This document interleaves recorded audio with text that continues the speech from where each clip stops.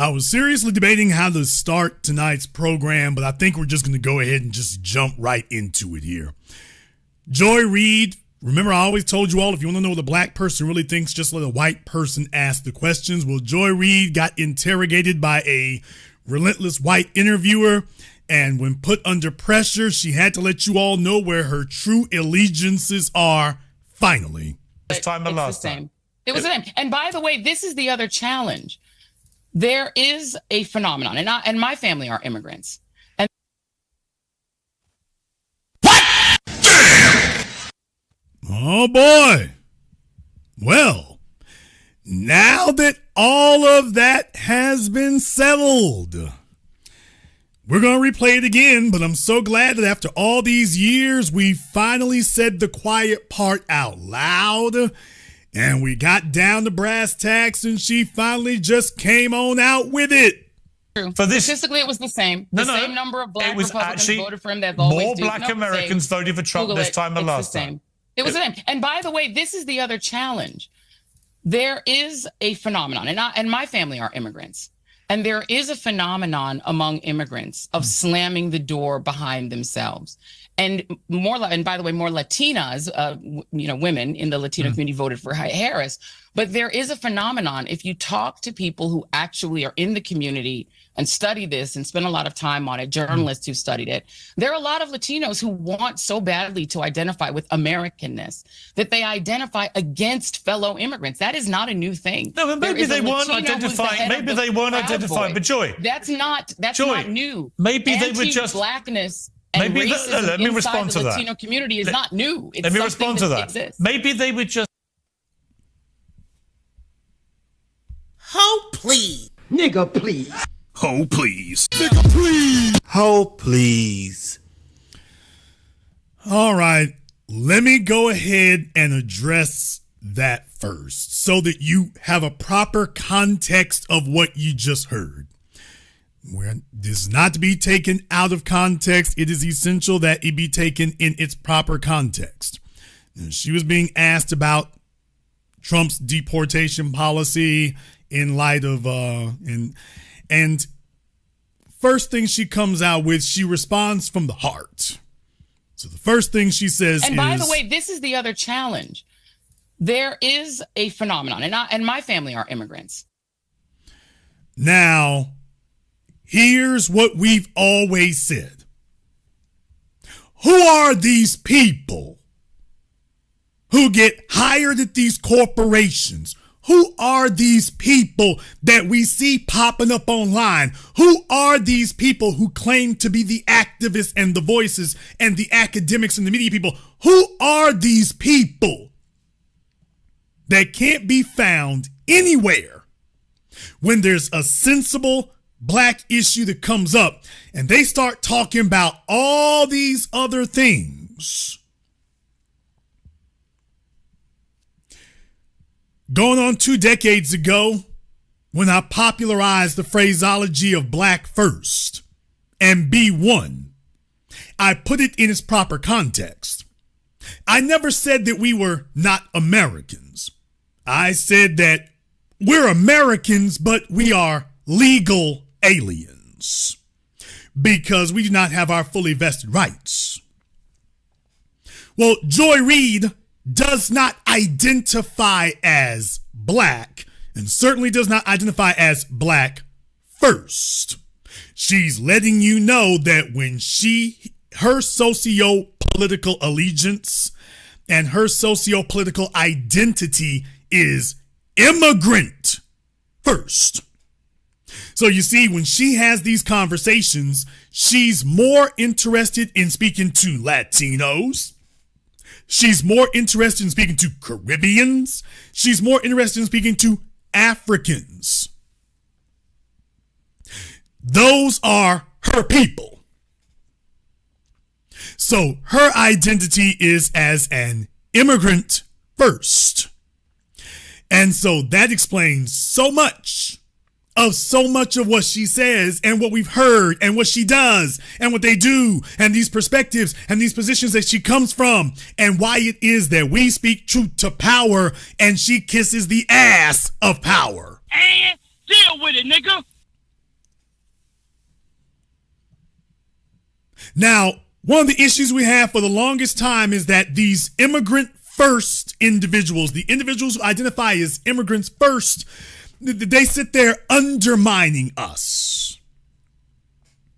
So when things happen, these are the police were right, and Zimmerman was right, and Trump is right, and you don't need no reparations, and just vote for Kamala Harris.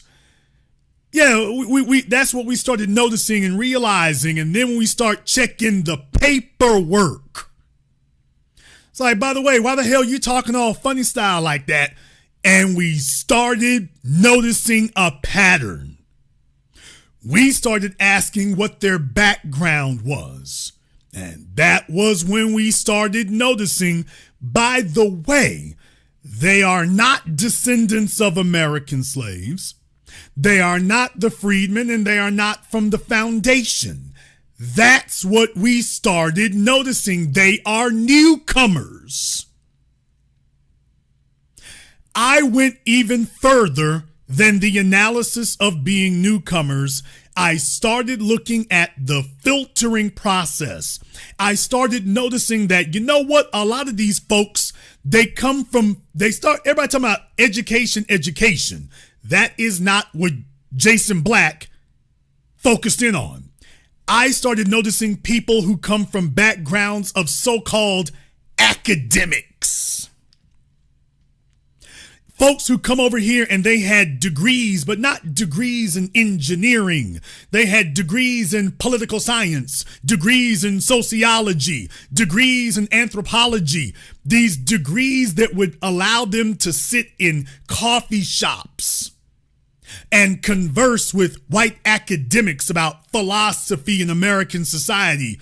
And what I saw was that a lot of these folk here, they came from a mindset back where they came from, of they aspired to be a part of the social order in the States, and that they identify with the white overseer class. And what they realized was that they could be useful as tools to infiltrate. What? Oh, yes, I'm yelling it because ain't nobody else telling it. They became useful tools of infiltration. Trojan horses, if you will, brought over here for the specific purposes of infiltrating our ranks, standing next to us at the schools, at the workplace, at the political rallies, at the demonstrations in Capitol Hill. But their purpose is to get in there and to claim to be one of us. And then they would just sit there and they look like us and they sound like us, but they're executing policies specifically to undermine us and support the status quo. So they became the black faces that replaced the descendants of the foundation. These became the black faces camouflaged to replace the presence of the freedmen. And so they started telling you that the issue isn't racism. Why, the issue is classism. Damn! Well, that's what they started saying. These became the individuals who started saying that the issue's not racism. I mean, yeah, you're right. There is racism, but it's really about classism. See, it's really about the class. And from there, it started degrading into, well, it's really about ethnicity. Well, it's really about LGBT. Well, it's really about all these other things. It's really about that. That's what it's really all about. That's what we started noticing. That their job was to slowly shift the conversation, to shift the terms of the discussion onto something else. but the essential ingredient was they had to look like us. Now, before the 1960s, before the uprisings of the 1960s and the social political revolution of the 1960s, the folks who came over here, they were on the same page. As a matter of fact, they were just as strident as we were. Everything was in clear, crystal clear clarity. Wasn't no double talk. Wasn't no undermining. Everybody was on the same page. It is after the 1960s, after the immigration reform laws, that all of a sudden we start getting a different type of individual being brought over here as the so-called black immigrant. We start getting something else. They didn't bring over any more Marcus Garveys. We didn't get any more Dessalines. We didn't get any more Bookman Duddies. We got this real suspect crowd that comes over here telling us about the virtues of their white husbands. What? Or their white wives, even if they're females. Auntie, chill. And all of a sudden, we're having a whole different set of discussions. All of a sudden, we don't have a clear, precise conversation about black empowerment anymore. Now we're talking about all of these abstract side issues and being told that that is the black issue. All these side conversations. Well, that is the black issue. And then from there, they start bringing the deviant practices. From there, they start bringing these deviant sexual practices and these deviant things.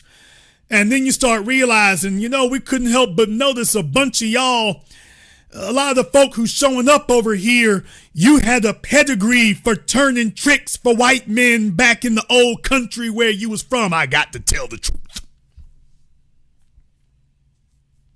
We started noticing that the folks who were showing up over here, they showed up in New York, but they were already sucking up to Zaddy. And then you start realizing, you check through the paperwork and you comb through the files and you realize, well, I'll be damned, you was actually turning tricks for Zaddy over there. You didn't start doing it over here. You were already doing it over there. No wonder the immigration office fast-tracked you through and brought you on over.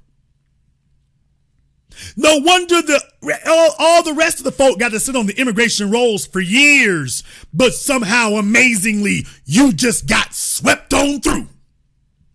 You got pushed to the front of the line.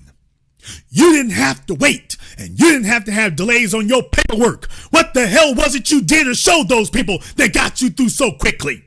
And when we check the paperwork, we start seeing things. These interracialist academics who have a pedigree for speaking specifically against black empowerment and specifically against the rise of the descendants of the American slaves to overturn the white supremacist order.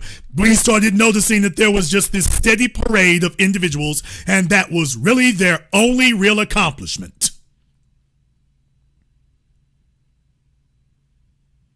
That those were the ones getting fast-tracked to come over here. Next thing you know, they're all over the place, and they're getting promoted left and right. And in corporate America, they're being made the heads of HR and then vice presidents. These are the symbolic Negroes that they bring in there, and they are no threat to the system of the status quo whatsoever, and that was their purpose, because they do not draw their lineage back to the revolutionaries who escaped from the killing fields of American slavery. And as far as they are concerned, they identify with the white aristocracy. And their job is to pretend to be, quote, one of us in order to undermine the foundation. And that's what it's really all about. Hell, that's what it's always been about.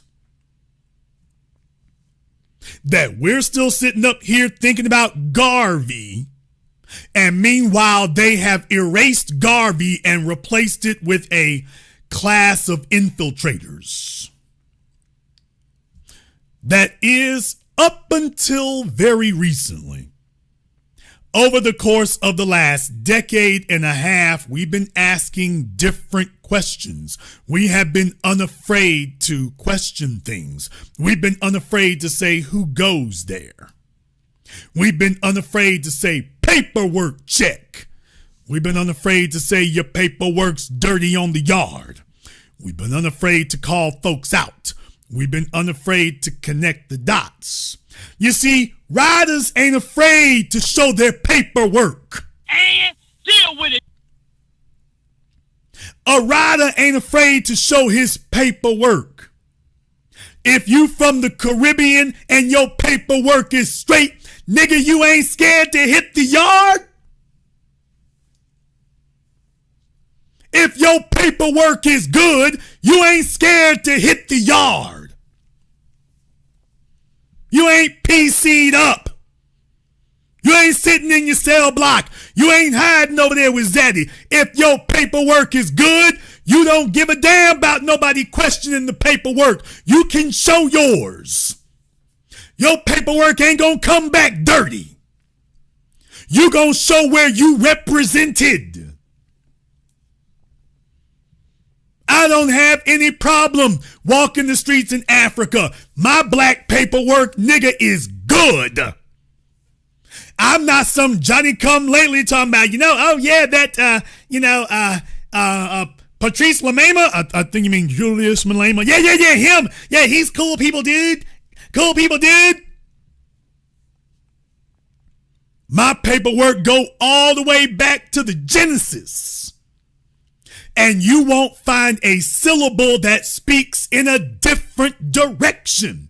You all know that when I say Julius Malema, I usually always say peace be upon him.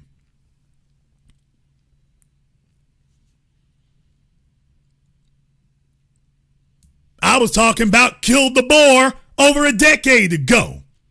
And I'm not South African.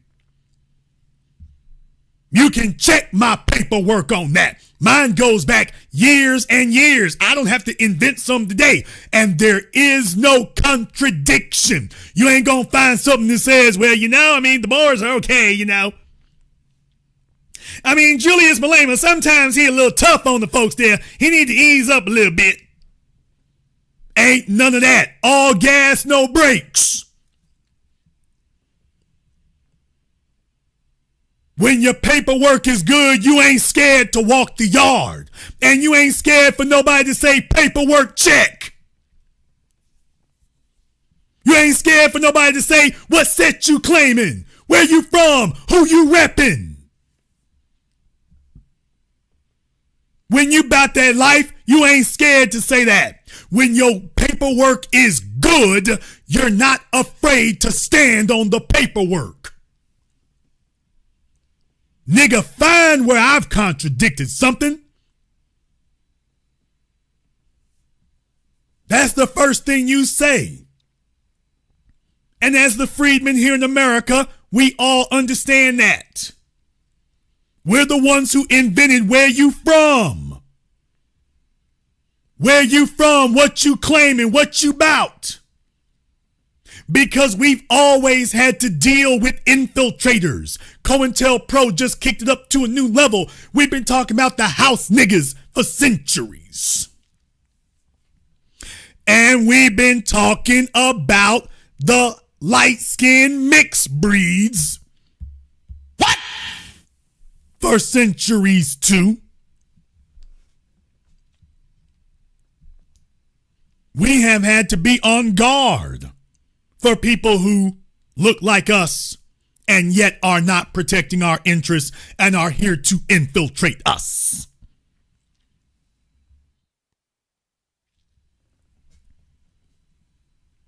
So we have never taken an offense at that. I'm from the southern United States. People always ask who your people is. When they hear your last name, they want to know, are you related to them folks over there? Is them your people? That's always been the calling card. We want to know who knows you, who vouched for you. You see, if your people are solid, that means something. It means something if your people are solid. If your people have earned respect, that means something. It also means something if don't nobody know you. How your people solid and don't nobody know you. Nobody speaking up for you.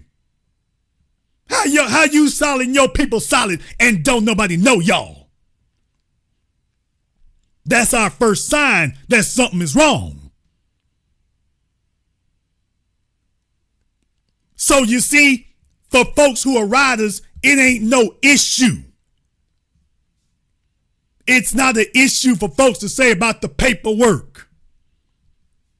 You set your feet down in Jamaica, they ask you what you about. You start talking about Garvey. You need to be ready if the rosters question you about Garvey. And you shouldn't be offended about that if they gonna check the paperwork. What you know about Garvey, man? It's time for you to show your paperwork is good. That's you showing your card. You want to talk about Garvey? What you want to talk about? I'm not guessing my way through it. What you want to talk about? Tell them what you like, tell them what you didn't like, tell them what you respected, tell them what you didn't respect it. You can tell them exactly what it is. And we will see if it has the ring of authenticity. You should be proud to show people where you stand and what you bout. You should never take offense at that being questioned. Y'all know damn well I do that every single week here. Y'all know the surest way to get called up on my phone on Zoom is to start questioning something. You can't show nobody who's like, I want that. Jason, he wouldn't let me speak. Jason lets you speak to the phone. It gets damn well annoying. I let him speak to the point it disrupts the whole damn program. Nigga, I ain't got to run from nothing. And I do it right here live. No call screener, no preparation, no nothing. If you was going to catch me slipping, it should have been easy to do that. If you were going to catch me slipping, it should be easy to do that. That's the policy we grew up with. If you for real, you can't be caught slipping. You can only be caught slipping if you phony. And we started noticing the damn phoniness goes clean down to the damn bone.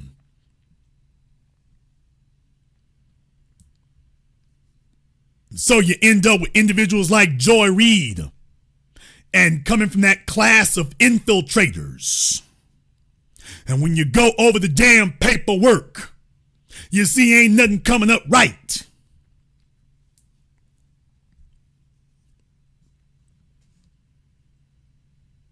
Joy Reid went on Piers Morgan, and Joy Reid got caught flat-footed because she didn't expect that white man to ask her straight up questions live and nobody to filter it, and she got to stand on all 2 feet, and she wasn't ready to do it.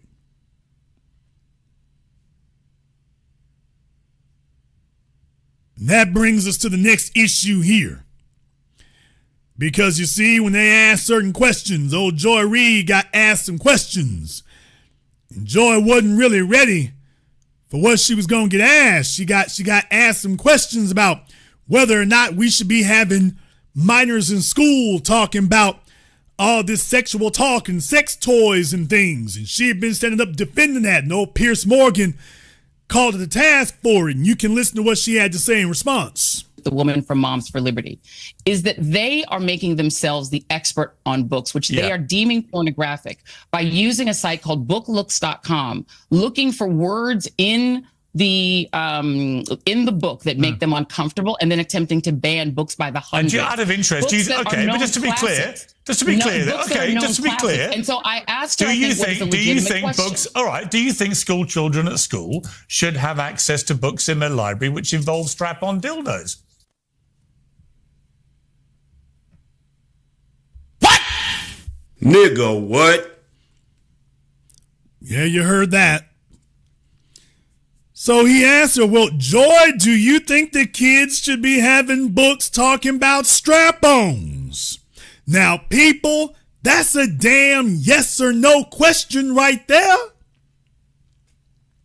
Do you think that children's books at your school should be talking about strap-ons? Well, okay, that gets right to it. That's a yes or no question, folks, isn't it? You would think it is, but that's not the way it is for Joy Reid. Books. All right. Do you think school children at school should have access to books in their library which involve strap-on dildos? Again, you're taking a book that has multiple subjects, and you're taking this award-winning book and dumbing it down to that. I just asked you a simple question. Nigga, what? Y'all heard that right. Well, you see, you're taking this award-winning book and you're dumbing it down. These are the kinds of folks that they're bringing over here to infiltrate our ranks and put on our skin and put on our color and put on our uniform and attempt to pass them off as representing the foundation that came out of the slave fields.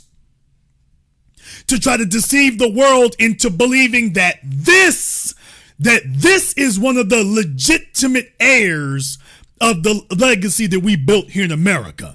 That's what their purpose is. They would have you believe that she's one of us, and thus she represents the legitimate heirs of American slavery. And then you start having some of these conversations and start asking her basic stuff, and then you find out, well, I'll be damned, it's not about tether culture, it's about whorehouse culture.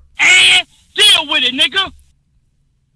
You start finding that the folks that they prefer to bring over here, they first have to demonstrate a taste for Epstein Island.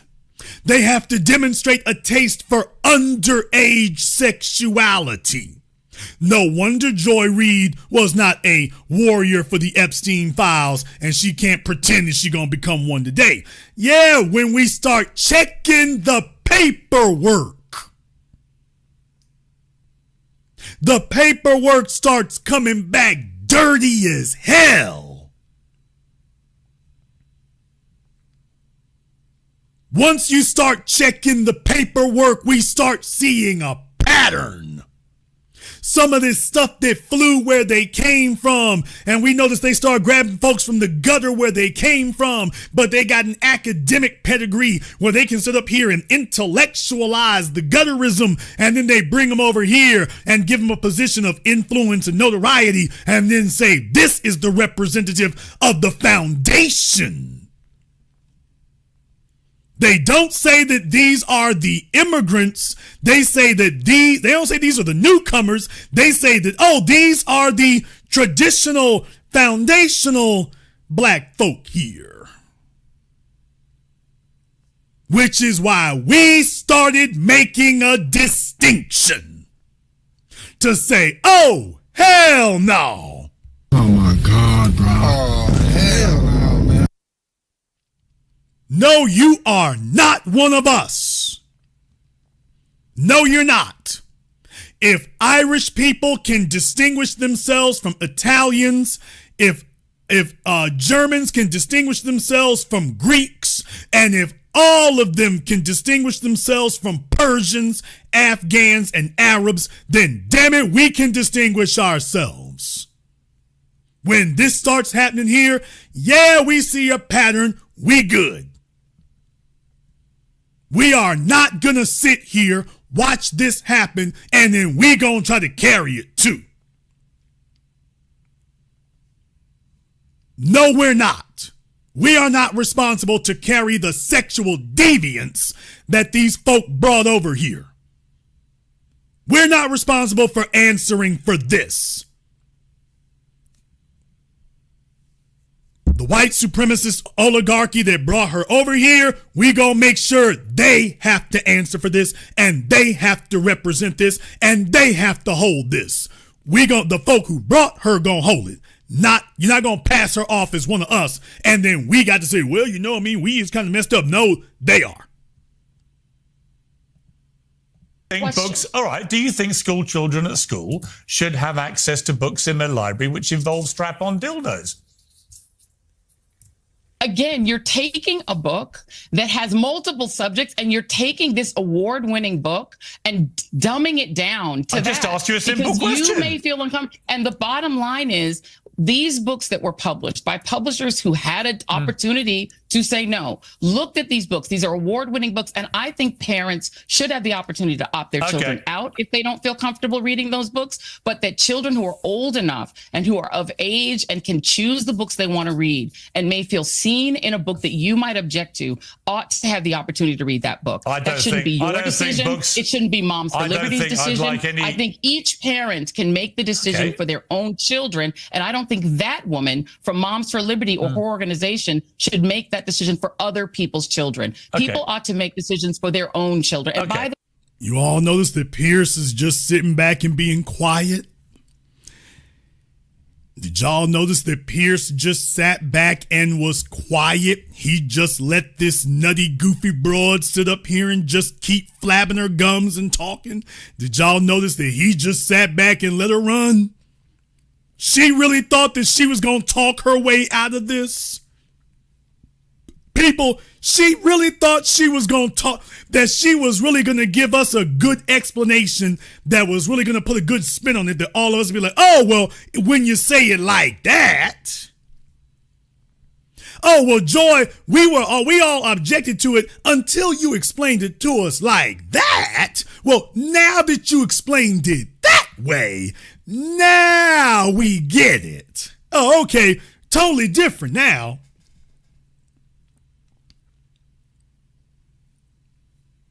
She really thought that she was about to spin this and turn it where everybody was going to be on her side. She really thought that was going to happen. And she's tried this before. It failed before. She is letting you know. Please understand something. By the way, she's looking all weirdo. Please understand something, people. When you got somebody who, you notice you don't really have white folk out here doing this. There's a reason why this interview went viral, because you don't see any white people out here talking like this. Oh, don't get me wrong. They're in favor of it, but you notice they're not being the chief defenders and apologists and promoters for this. They doing what they usually do. When it comes to the really sick, deviant stuff, they go try to find somebody else to be the gateway drug and the crash dummy to take all the arrows and be first through the door to get shot up. They go find somebody else to do that. So you notice old Joy is 10 toes down for underage sex. She's 10 toes down for that. Don't nobody sit up here and argue this feverishly and this passionately to defend underage sex, and they're not devotees to Epstein Island. Nobody does this unless they are invested in this. So it starts, I'm going to go there. It starts begging questions. Hey, Joy, is there a story from your background that would explain why it is that you're so passionate to defend grown people sexually approaching children? Damn! Joy, maybe the real issue here is you ain't being totally honest and forthcoming and just coming on out and saying it.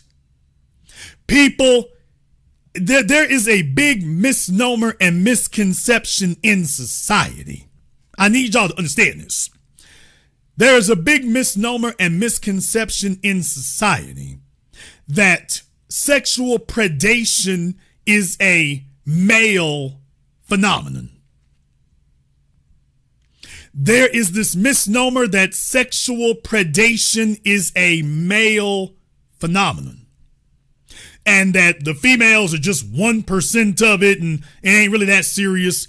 I need y'all to understand, the Ghislaine Maxwells, there are just as many Ghislaine Maxwells as there are Jeffrey Epsteins. Every Jeffrey Epstein knows a Ghislaine Maxwell. Every male sexual predator knows a female who is just as cool with underage sex. They are all in your schools. Remember the two academics, the two white female academics. You can go look this up for yourselves. Go prove me wrong. There are two white female academics, as you all know. A few years ago, they were the ones I talked about before, putting out a paper trying to explain, starting the process of rationalizing why it is that it's acceptable for grown men to desire sex with underage children. That's not a disorder, it's a sexual preference. They grabbed two white female academics. You think that's because they paid them? Hell no. There are, for every Jeffrey Epstein, there is a Ghislaine Maxwell. For every male out there, there is a female who is just as willing to grab the underage person by the wrist and drag them into the room too. And there are just as many females out there who are perfectly fine discussing the virtues and the comfortability of children in the sexual company of adults. And they are willing to lose their job. They're willing to lose their license. But remember, she didn't get fired for none of this. She said all of this you just heard. She said that on MSNBC. Piers Morgan played the clip from her. She didn't get fired from MSNBC for saying this. MSNBC was cool with her saying this. They were fine with her defending sexually approaching underage children. That was fine. That did not cost her her job at MSNBC. Disputing white issues and talking about Donald Trump, that's what cost her her job. That right there. That cost her her job right there. That right there didn't. Just understand how that goes. Now, Pierce didn't just bring one receipt. He brought a number of them. Now, I want to let this play here for a moment because y'all think Joy is running right now. Watch where she really starts running from. It gets embarrassing. Way, one more thing I'll add is that in the state of Florida, parents can opt their children out of reading books that they don't want to read. All right, let me ask you. She could have done that like any other parent. Have you watched Brokeback Mountain? No. Okay. I mean, what is the point of that? Well, because you said I don't want to watch the two male characters in Brokeback Mountain having sex. Okay, so what does me watching Brokeback Mountain have to do with that book, whether or not it is pornographic? No, nothing to do with the book. That is a book that people can have the opportunity to read if they so choose. No, I'm not talking about the book. I do not understand how an organization can make a decision. It is not about the movie. It is about whether or not Moms for Liberty. I'm not talking about the book. Now, you all heard what Piers Morgan just asked her. He said, have you seen the movie Brokeback Mountain? Now, she knows where he's going with this, which is why she wants to change the subject back to something else. She heard what he said. She knows what he's about to say next. And she said, damn it, he did his research. So watch her get real scared, real crazy, real fast, even for Joy Reid.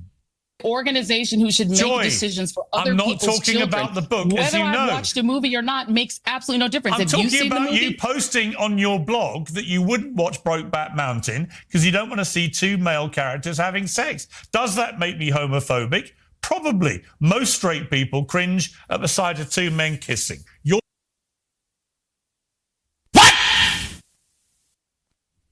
Yeah, there you go.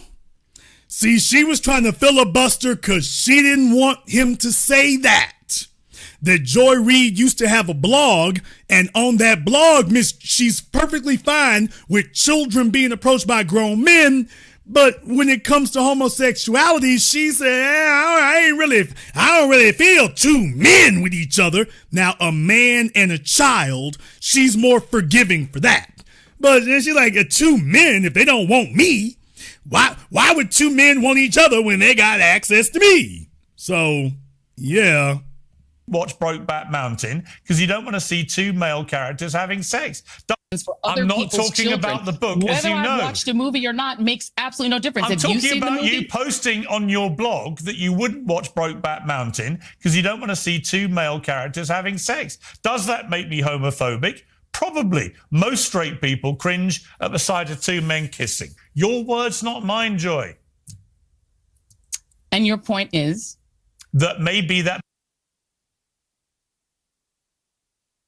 Oh, please. Oh, please. Oh, please. What?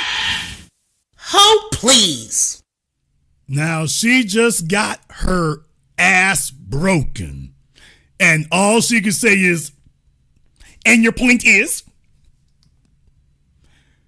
Baby, she should have just turned the camera off and logged off the internet. That's what she should have done. At that point right there, she should have just turned off the camera and logged off the internet. Baby, that's it. This internet thing ain't working out for you. Not now, not ever.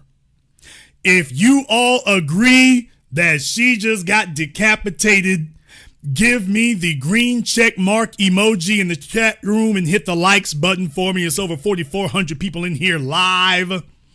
Oh, but folks not liking the program here tonight, so I must have a lot of Joy Reid supporters. All right, fine. If you all agree with it, though, hit the likes button for me. If everybody likes the program here, we'll stick around a little bit longer. We got over 4,000 people in here live right now, getting the insight and analysis you'll receive absolutely nowhere else.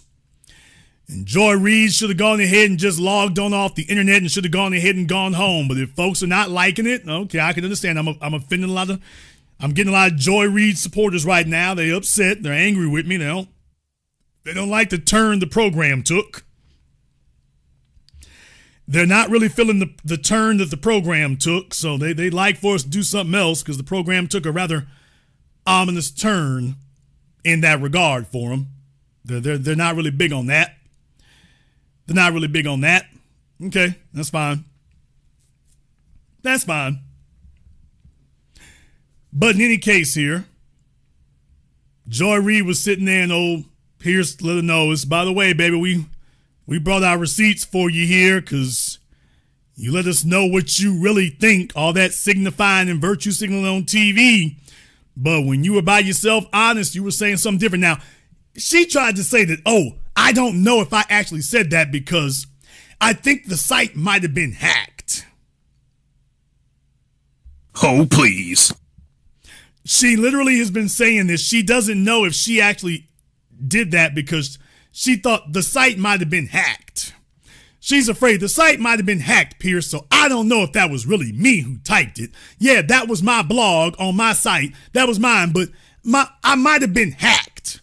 We're not talking about her Twitter hacked. We're talking about her blog. And it got hacked so wonderfully that she never noticed it. So yeah, that's literally what she's been saying.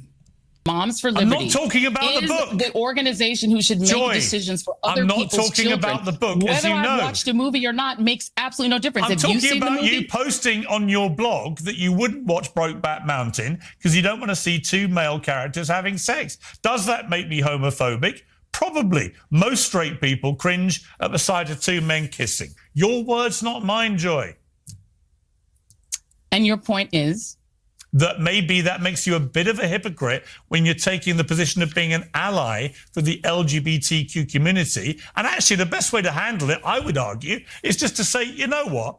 Actually, I did write that at the time. They're not my views now. I've learned, I've evolved, I've moved on. Trying to pretend even now that you didn't write it is preposterous. And I think you know that. The bottom line is what I've said, and I will say it again, is that I take full responsibility for everything that was on that site. I'm deeply apologetic for the things that were on that site that hurt people, and I take responsibility for it because it was my site. And that's the end of that. And my views, as you know, and as I've said on television, on air, are quite different from the views that you just read. And that's the end of that. Okay. Let's just end with this. Not everyone was upset. Yeah, buddy. It was a rough time at the rodeo.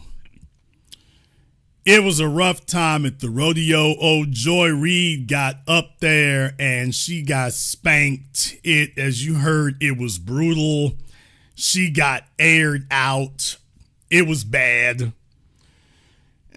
Piers just brought the receipts and all she could really say was, what's your point?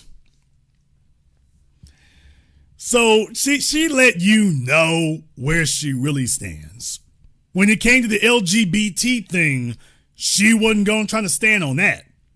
When it comes to the children being sexually approached thing, all of a sudden she showed you where she really stands. And when it comes to the immigrant thing, she wanted to let you know you ain't really an immigrant if you ain't down with the way she says things. Only the real true immigrants know what's going on. Only the real true ones. Only the real true ones.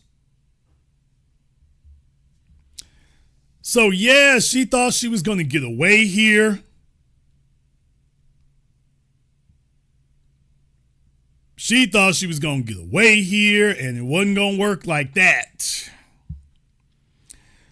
It wasn't going to work like that. It was not going to work that way. Now, there's a reason why we keep up with those things. There was a reason why we keep up with those things. And the reason why we keep up with those things is because don't expect the old black media to say anything because they're in the same boat.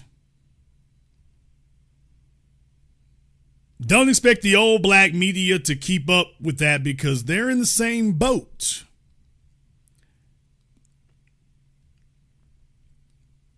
They are just as corrupted. They're just as corrupted. They don't have a leg to stand on in that regard. They're just as corrupted. You see, the thing wasn't supposed to go like this.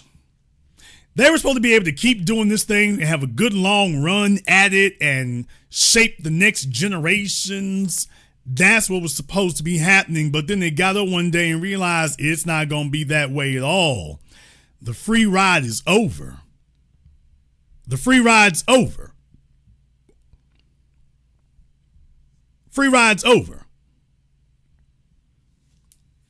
So when we start checking paperwork, that's one of the things we started checking for, being on code.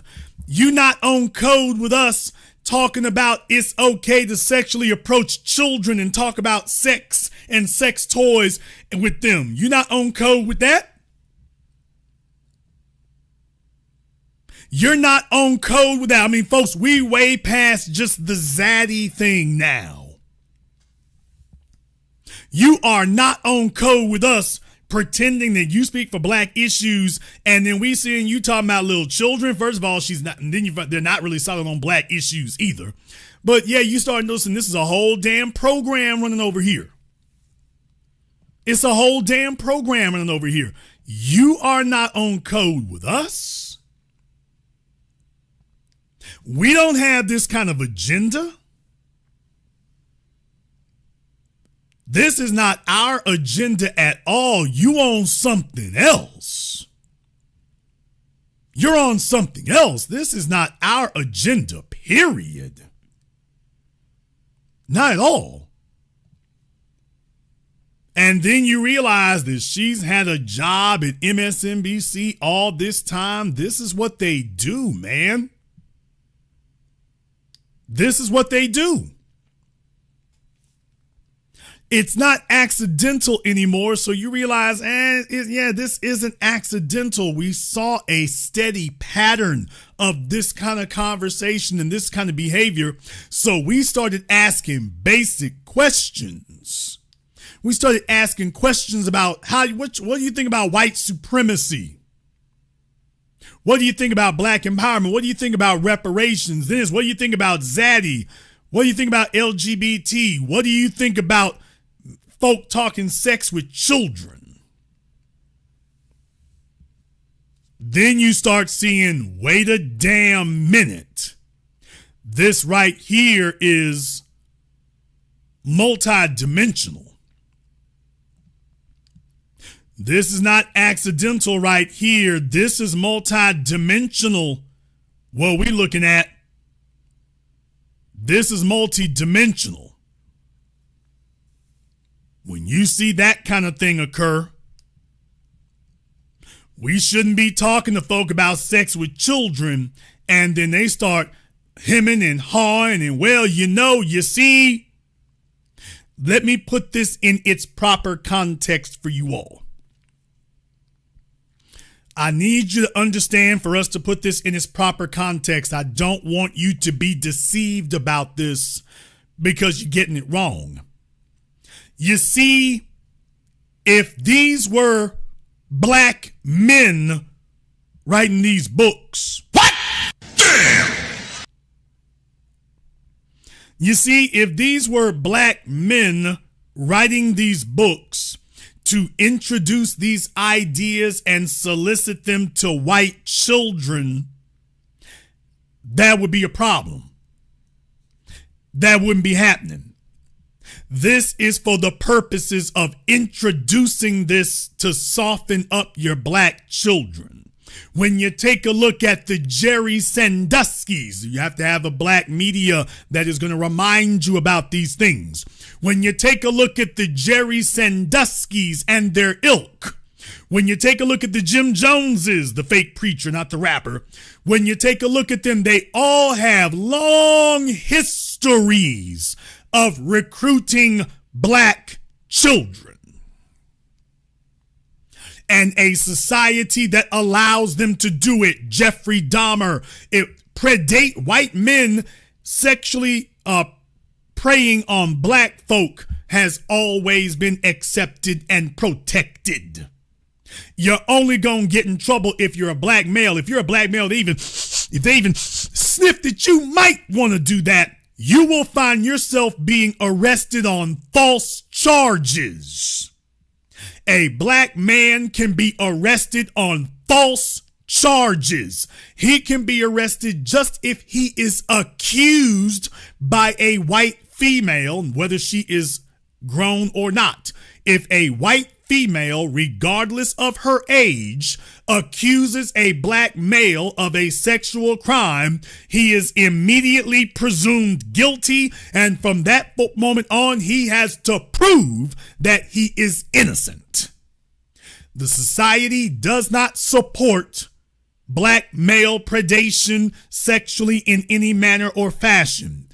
Jeffrey Epstein is getting interference run beyond the grave by the sitting president of the United States and his entire administration and council.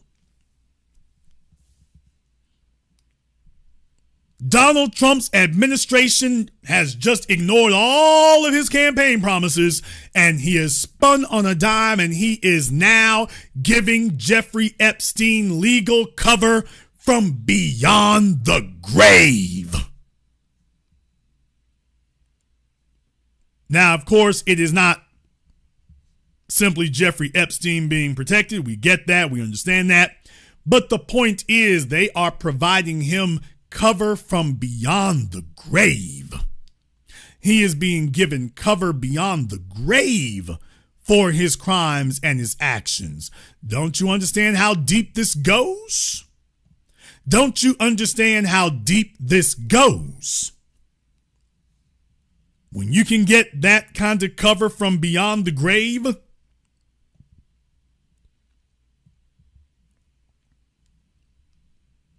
that's how serious they are. And of course, it's not about Jeffrey Epstein. It's about all the folk he rolled with. It's about all the people that he rolled with. It's about all of them.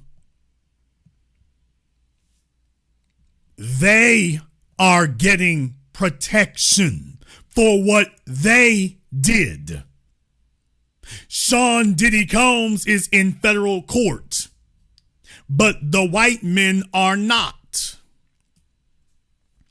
Even though we know that the folk accusing him are lying about it.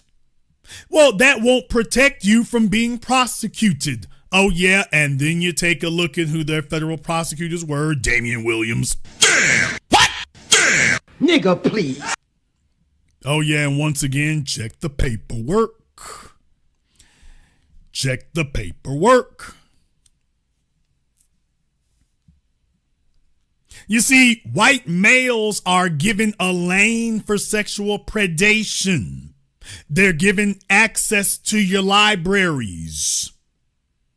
And Joy Reid knows full well that the target is the black children. Those will be the ones that get set out, strung out, and every damn thing else.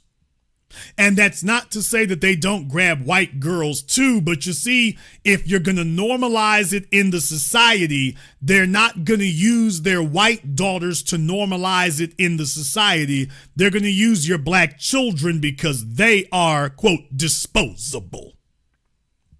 So they are allowed to get in their jollies, and we introduce this to the black children. So next thing you know, they tell you that the black children wanted it. Which is essentially the argument that Joy Reid there was making. Well, if this is what your children want to read, and if your children see themselves in these stories, well, what's wrong with that?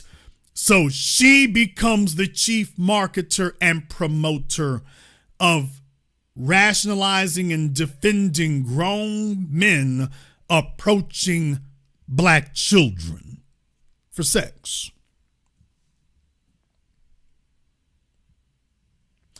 She becomes chief proponent of that. I wanted to go ahead and break that down for you because I want you to see exactly where that comes from and exactly how you get there. It is not accidental. Not accidental at all. You don't end up there by accident. You end up there by design. You end up there by design. These folk know what the hell they're doing. They know what the hell they're doing, and their job is to get you to fold and get your children to get involved. That's the goal. It has always been that way, and in the 21st century, you're seeing that it hasn't changed.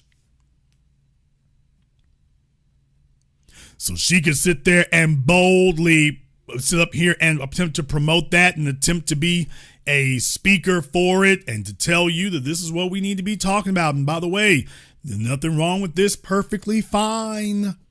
And I want to remind you all of one more thing. Joy Reid does not have her corporate job anymore. What? She doesn't have her corporate job anymore. So right now, everything she's saying, this is where she really stands. She has been questioned by a white man, which means that she will be accountable for her words. And this is what she really thinks. So when you see her stomping this hard to defend children being solicited by men and promoting that to them, this is where she really stands, and this is what she really believes in. Oh, she is down for this. She will fight for this. She will go to war for this. She'll go to war for this.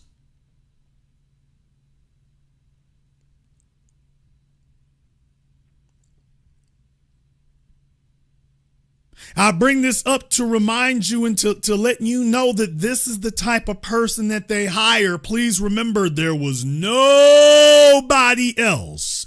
There was nobody else at MSNBC who was arguing with her over that. Wasn't nobody doing that. No one. None of the other females up there. And then you start taking a look at them. I'll be damned. Things looking shady. Things looking shady up there. But yeah, there were none of the other females were up there saying, by the way, I don't co-sign that. Oh, we start to see a pattern now. You start to see a pattern now. Oh, so that's what it takes to get hired at Comcast as one of their pet Negroes. Oh, that's what you got to be down with. You have to be cool with that.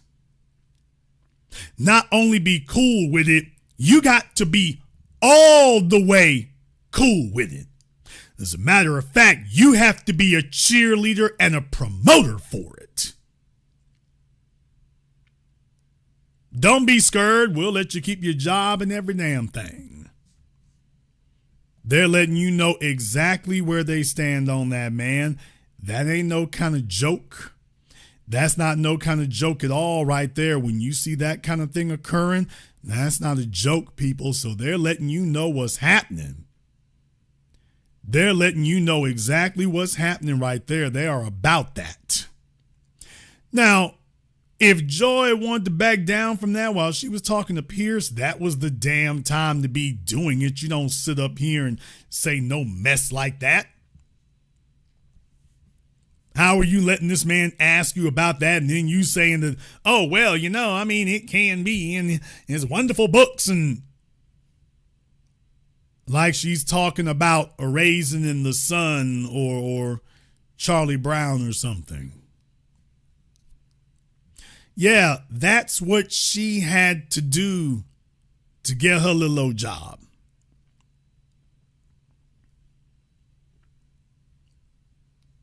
Now, when we start looking through the paperwork and examining the pedigree and looking at the track record, what you realize is that that's what she had to do to get that little old position and get that little old job. That's what she had to do there. Now it all makes sense to you, doesn't it? All makes sense to you now. It all makes sense now why it is that, by the way, yeah, they got these really weird positions and these really weird stances on things. Now it makes sense. Now, to let y'all know a little bit of something here, and I have to do this. I have to do this. You know, old Joy Reid is trying to come over to our side of the fence right now, right? Oh, please. You know that, don't you? No, I'm not kidding. No, I'm not joking. No, old Joy Reid is really trying to make that run. She is really trying to make that run in it, y'all. She is really, really trying to do that. So Joy Reid has brought herself over to YouTube. She has brought herself over to YouTube, in case you didn't know. She's brought herself over here and she is attempting to try to substantiate something. She's trying to make some waves here. So just in case you were wondering what came next, this is what comes next. Old Joy came over here and what she did, well, I could tell you, but let me go ahead and just show you. She didn't like how the Piers Morgan interview went, so she decided to have a mulligan. I'm going to start the video. Fair use, Joy. Fair use, Joy boy. Fair use. I'm going to start the video, and all I'm going to say is, boy, is this going to sound familiar or what?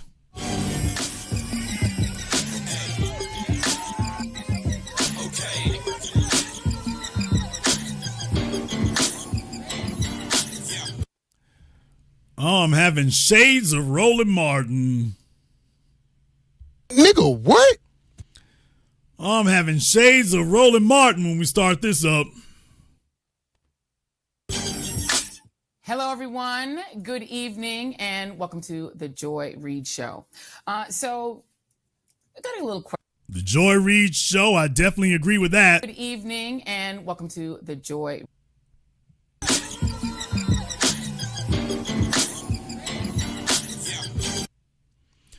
All right, that's what I wanted to freeze at right there.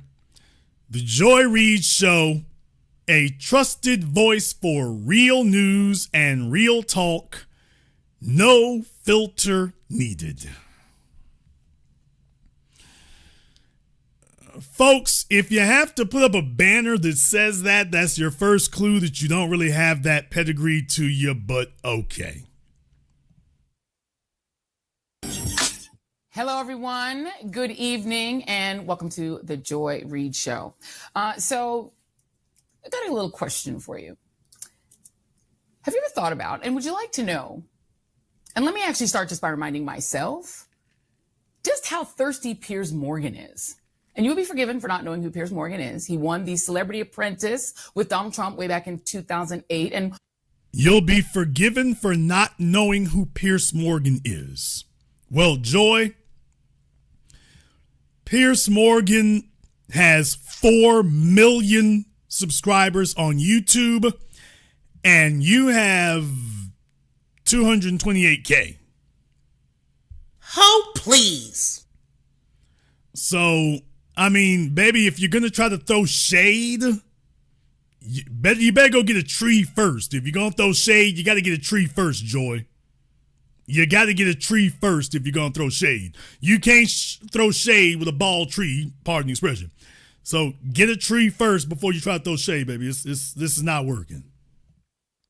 Was considered a journalist working at a time for a British tabloid called the Daily Mirror when the paper was implicated in a scandal for hacking the phones of famous people, though he himself denied involvement. And he has hosted various other canceled news shows on CNN and ITV and other places, including podcasts such as the one that he hosts now. But mainly, as again, someone who considered himself a member of the media, he has become, in this current iteration of his career, a rather thirsty little troll. Okay, Joy, if that's the way you felt about it, then what the hell were you doing on his show? It's a little late now to be salty, baby, because you walked over there grinning. So this all looks really, really weird for you to talk like this now. It really, really does. Baby, you're not burning him and you're not roasting him. This just looks real weird. And just so y'all be aware here, this video has 46,000 views in 2 days. So it's just real weird, Joy. It's just real weird, baby. You're not roasting him. That's not what's happening. Desperate, it seems, for attention, and not just from Princess Meghan. As part of our press rollout for this show, our PR team booked me on the Piers Morgan podcast. Now, why did I go along with such an idea? Well, sometimes you do want to actually talk to people on the right and see if they've got anything interesting to say. And of late, you know, some people on the right have had interesting things to say. And of course, I do love a debate. All right, part of the press rollout for this show. Very, very interesting. Part of the press rollout for this show. If you take a look there, I mean, she's been on for a couple of months now. I'm showing she's got some live feeds also, so she's been up for a couple of months now. So part of the press rollout for the show, baby, after a couple of months, is it still a rollout? I don't know. She wants to let y'all know, she needed publicity. Baby, if you were on MSNBC, why do you need anybody else's help? Why do you need that? Some on the right, in the recent several weeks, including Piers, have been making a weird amount of sense about Israel and the genocide in Gaza and about Trump's weirdness over releasing the Epstein files, or whatever you call what the DOJ has on the late pedophile who was Trump's bestie for 15 years. So I figured, okay, wouldn't be my first choice, but why not? Especially as folks begin to realize the reality of this nightmare that we all find ourselves in. And here on the screen, I want to put up the email that Piers' team sent to my PR agency to get me to come on the show. Oh man, this is maximum saltiness here, isn't it? I want to post the email that they sent to us. Oh boy, Joy is, unglued, isn't she? So now you're posting the emails that they sent? Baby, was it that serious? Was the ass whooping you took that damn bad? Folks, what is the point of showing the email that he sent to them? She's just come off the rails, man. I want to show you all the email that they sent us. Oh, she is furious, isn't she? So it would be a free-flowing conversation covering several topics in Joy's wheelhouse, including the Trump administration, Elon Musk establishing a new political party, ICE raids, and news of the day. We'd also like to discuss her leaving MSNBC and setting up her new online venture. Okay, sounds compelling. But it turns out that is not what the interview was about. Instead, Piers used a 45-minute interview to ambush me mainly about his favorite subject, race. Specifically, why Black people like me talk so much about race, especially when it comes to Donald Trump, which is ironic, right? Because Now, Piers spent most of the interview talking about Joy Reid defending illegal aliens and talking about Joy Reid defending pedophile books. That's what he spent. This is me telling you all. The interview is on YouTube for anybody to watch. He spent most of the time grilling her about defending illegal aliens and defending pedophile books. And now she comes back and lies through her crooked teeth, talking about he was talking about race the whole time. And that's literally not what happened. Folks, listen to me. This is a textbook example of what you do not do after you've taken an L. This is a textbook example of what you don't do. You don't do this. You don't sit up here and try to rewrite history. All you're really doing is calling more attention to that. You don't sit up here and start lying like that. This is not what you do. You don't do this. So just understand how you don't handle something like this. You don't handle it this way. bringing up the fact of race and Donald Trump, that is, in fact, Piers literally talking about race. Specifically, Piers demanded to know why I don't call the black president a fascist for deporting more brown people than Trump has, and why I brought up being black at MSNBC in an interview with Mark Lamont Hill, and various other topics, most of them weirdly connected to me being black. Now, what Piers did was he said that, you know, she's criticizing Donald Trump. And then he said, well, how many people did Barack Obama deport? And she said, I don't know. Why does that matter? So he didn't say, well, if the president was black. He said, well, what about, do you know how many people Barack Obama deported? Because he's deported far more than Donald Trump has. So, Joy, when you lie like this, it might make you feel emotionally better in the moment, but this is outrageously silly and childish. Everybody saw the interview, and you don't redeem yourself by just lying. The problem is you cannot redeem yourself from that outrageously atrocious interview that you gave where you got spanked and smacked. You can't redeem yourself by just lying, ma'am. It doesn't work this way. Everybody's not going to pretend that they didn't hear what they heard.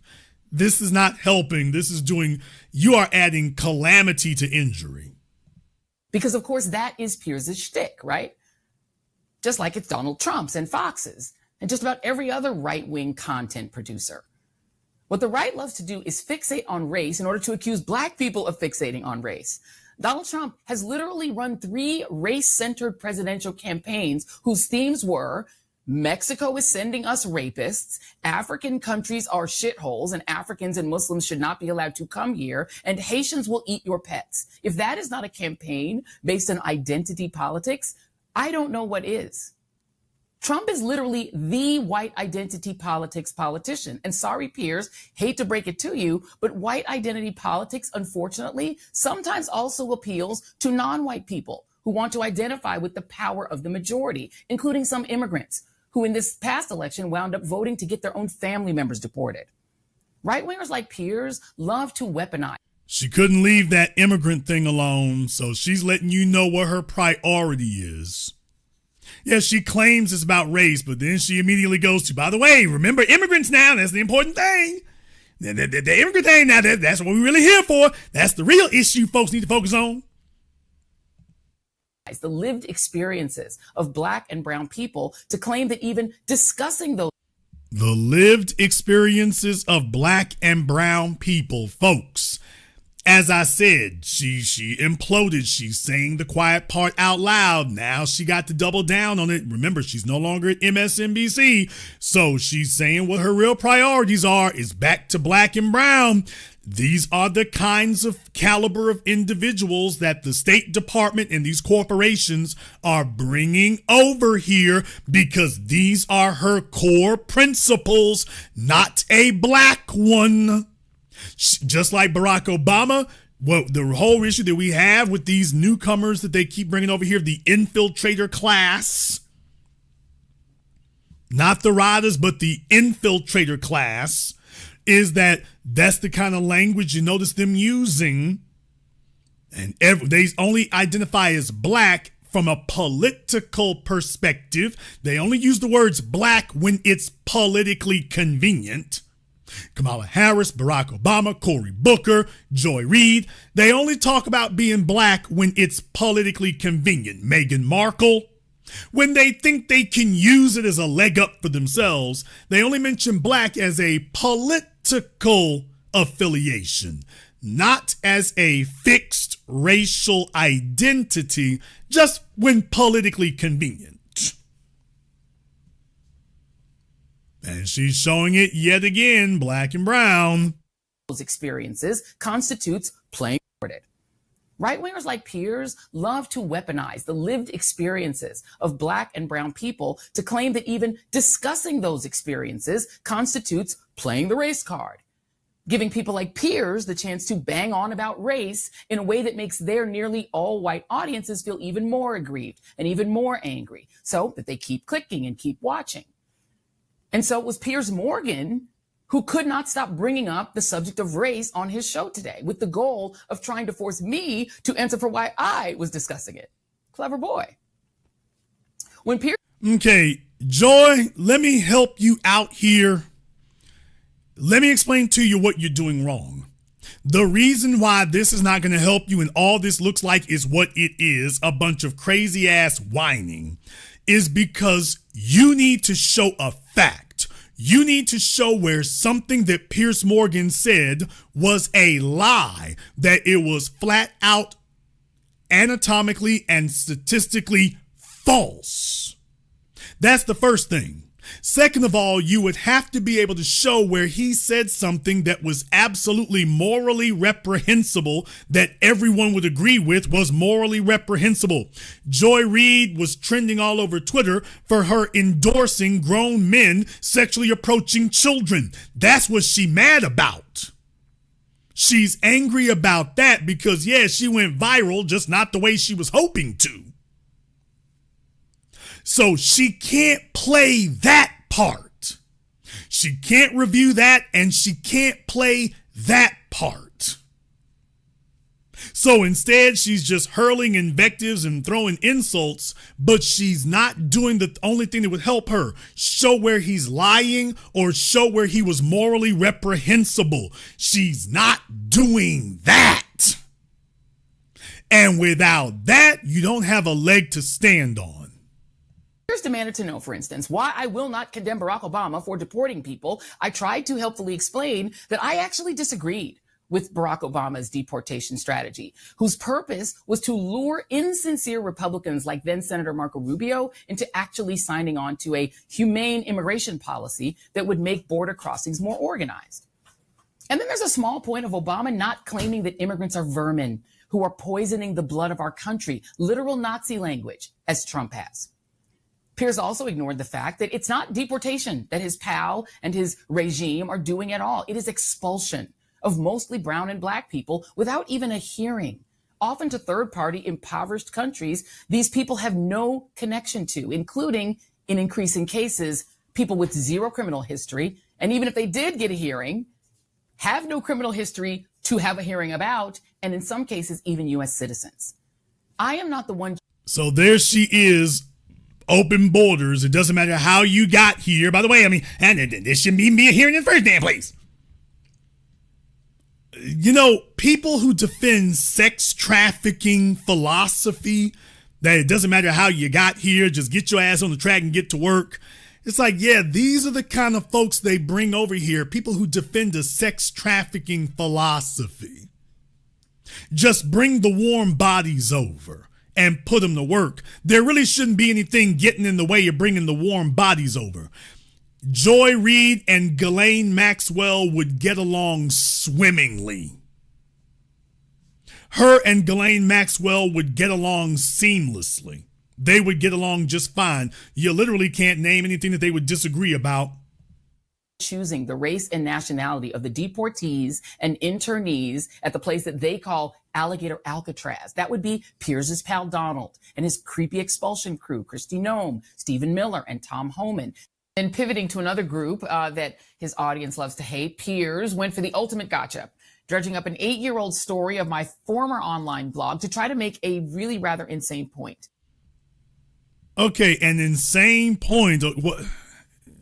An insane point. She didn't say a false one. Hey, Joy, I just told you where you're screwing up at, ditzy. You have to show where it's false. You have to show where it's fake.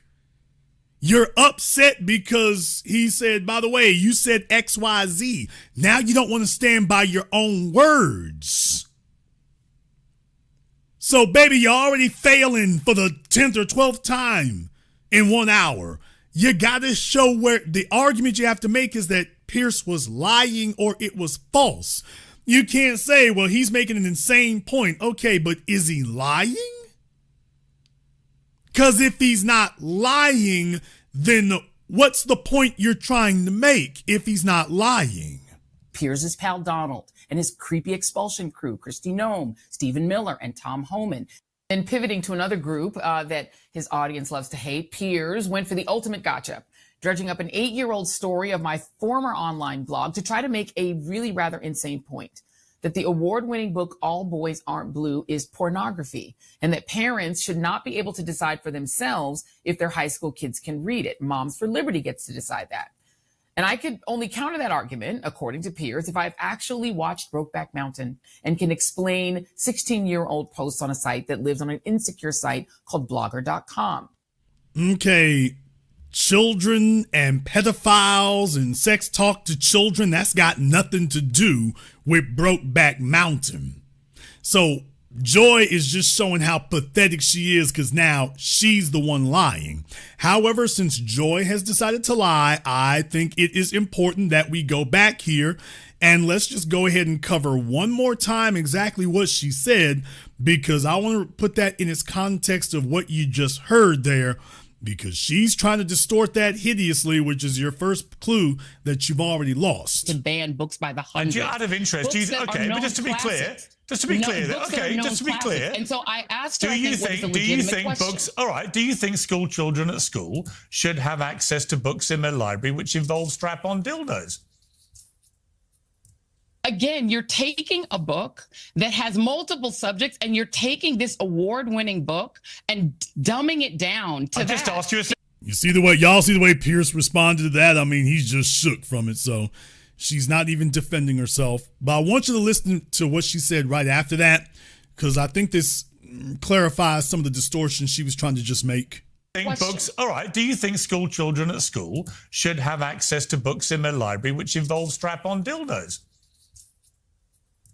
Again, you're taking a book that has multiple subjects and you're taking this award-winning book and dumbing it down to I just asked you a simple question. You may feel uncomfortable. And the bottom line is, these books that were published by publishers who had an opportunity to say no, looked at these books. These are award-winning books. And I think parents should have the opportunity to opt their children out if they don't feel comfortable reading those books, but that children who are old enough and who are of age and can choose the books they want to read and may feel seen in a book that you might object to ought to have the opportunity to read that book. Okay, now do you see what this bald-faced, bald-headed lying heifer just said? She just said that for the parents to choose. Well, yeah, but that's not what she just said here was that, oh, it's about the parents choosing. But on Piers Morgan, she says the children should be allowed to choose for themselves. Oh, please. Now, that's this lying sexual deviant here. On her little internet show, she tries to say that, well, I was talking about the parents choosing. But on Piers Morgan, she clearly says for the children to choose what they want to read themselves, not the parents.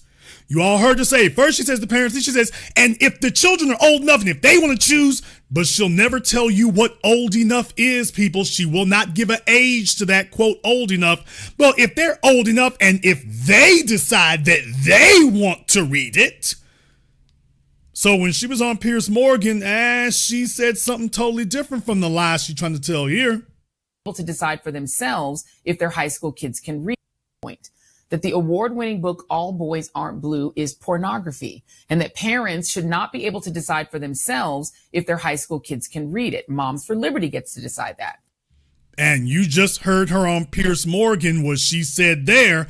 No, she did not say just the parents. She said the kids can decide for themselves if they'd like to look at the pedophile paperback. Had an opportunity to say no, looked at these books. These are award-winning books. And I think parents should have the opportunity to opt their children out if they don't feel comfortable reading those books, but that children who are old enough and who are of age and can choose the books they want to read and may feel seen in a book that you might object to ought to have the opportunity to read that book.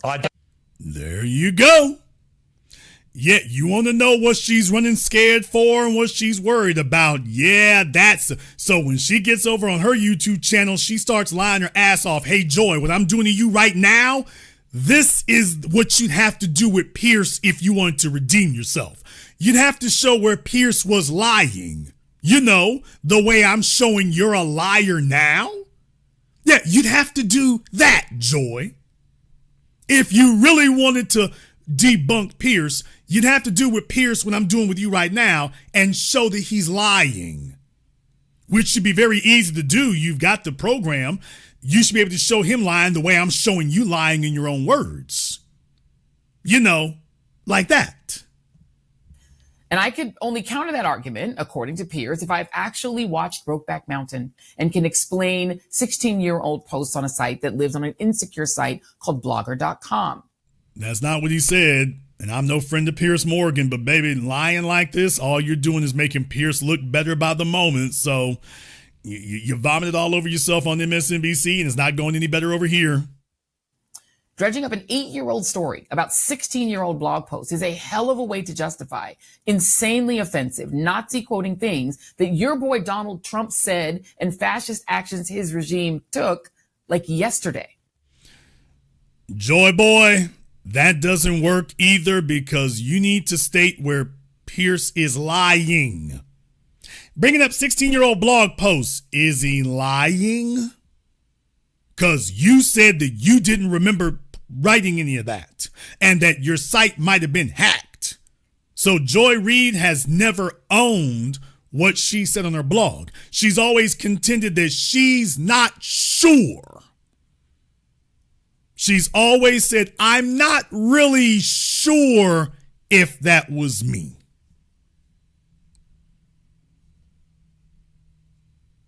And it was really quite pathetic. As a matter of fact here, you know, I might see if I can go ahead and find it on Pierce right quick because, I mean, it was bad. It was pathetic here for her to sit up there and say that. She really was trying to figure out I mean, how to say crazy stuff there, because it's like, ma'am, we already know what the hell you said.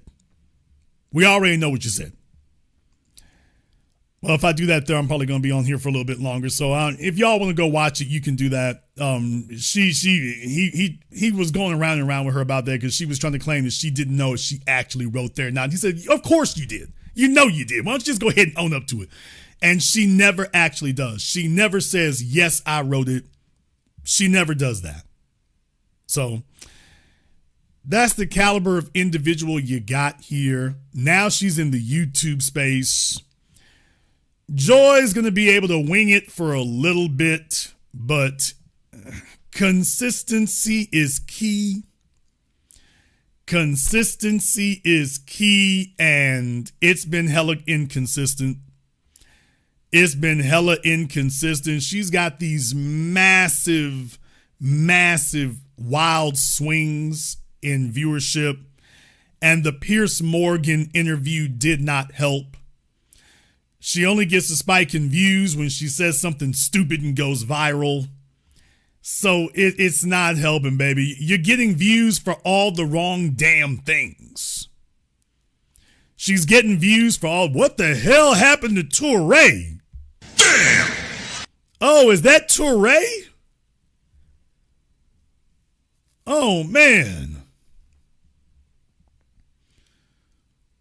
What is going on with, why does Touré look like Coolio? What?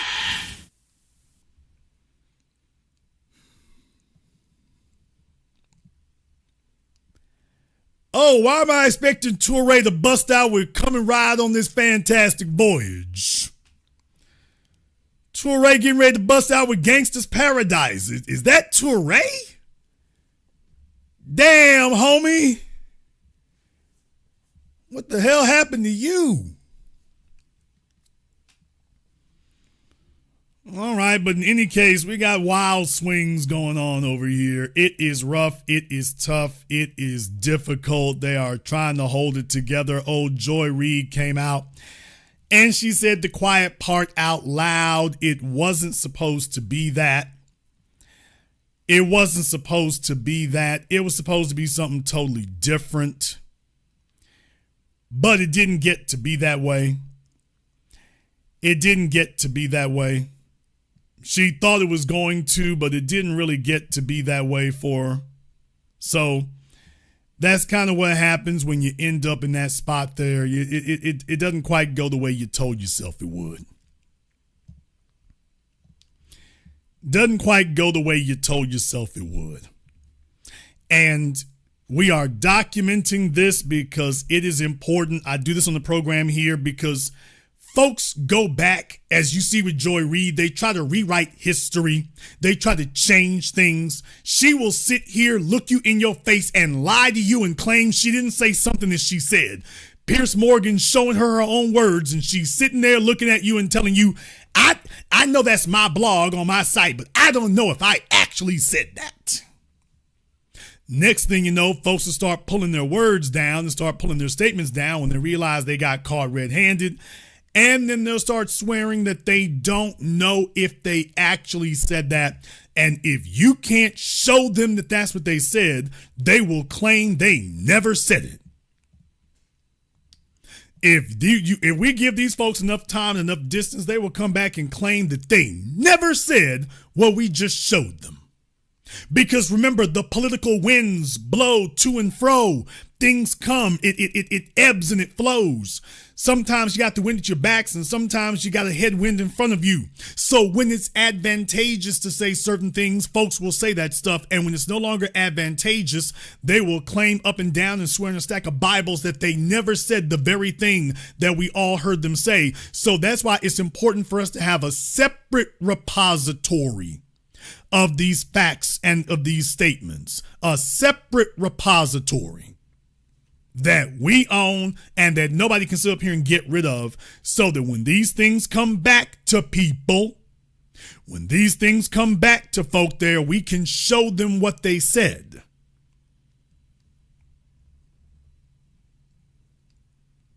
And you can't depend on these other outlets to do it. Fortunately, we are the black media and we can.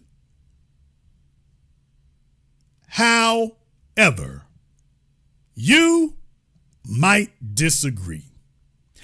Therefore, we're going to go ahead and pin the link to the Zoom at the top of the chat room here so that you can weigh in. You can have your opportunity to be heard. No filter. This is the only place that truly has no filter, Joy. We take calls from everyone, including you. No hairline required. What? Damn! Nigga, please. Damn! So, this is the only place that is unfiltered.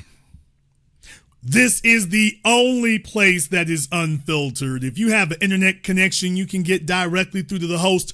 People will hear it live and in real time. And that includes for the rest of you here as well. So don't be scared. You are welcome to join us. I want to thank everyone who has contributed to tonight's program on PayPal, Super Chat, Venmo. Shout out here to my man, Mr. Richburg. Thank you very much for your support tonight. We appreciate that. To my man, Mark B, Rakai Media, Rhonda. Thank you very much. We appreciate that as well. Big shout out here to man, the Code Lees. He said, FBA is disgusted and furious with these Klingons. You are not black. You are blackish. Very well stated. We appreciate that. Also here, giving out some memberships, Alyssa, thank you very much as well. To the Code Leads, Nancy King, and to everyone else who has contributed for tonight's program. Rakai Media, thank you very much. We're going to take a very brief commercial, non-commercial break. At least we're going to try to here. We're going to take a very brief commercial, non-commercial break. When we come back, we will be discussing this and more. This is the Black Channel. Did you know hip-hop is more than just music? It's a movement shaping the places we live, work, and grow. Rap Estate, hip-hop's influence on housing, community, and neighborhood development, dives deep into how this powerful culture has become a force for change. From its roots in urban neighborhoods to its global impact, discover how artists like Public Enemy and Jay-Z use lyrical storytelling to spotlight issues like gentrification, economic justice, and affordable housing. This groundbreaking book uncovers the stories, struggles, and solutions inspired by hip-hop, turning beats and rhymes into blueprints for real change. Ready to see how hip-hop is rebuilding communities and empowering lives? Get your copy of Rap Estate today and join the movement. Be the teacher, knowledge on the block. Got the kids learning, minds open like a lock. Books and skills from the east to the west. Bringing education, yeah, we're simply the best. Classes on fire, brains burning with desire. Innovation driving like a tire through the mire. Math, science, history, we got the whole range. Kids hitting new heights, teachers making a change. Used to be the teacher, stacking up the grades. Future bright shining, no need for no shades. Got the youth thriving, moving up the ladder. Smart and sharp, brains growing fatter. Lessons so lit, yeah, they stay in a blaze. Every mind sharp like a sword in the haze. Mr. B in the house breaking knowledge chains. Education kingpin, we ripping the games. Listen, be the teacher.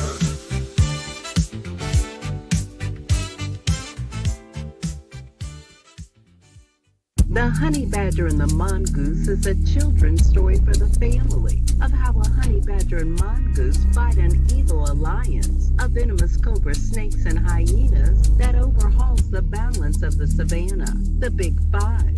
The honey badger demands reparations. Will the Big Five give the honey badger reparations?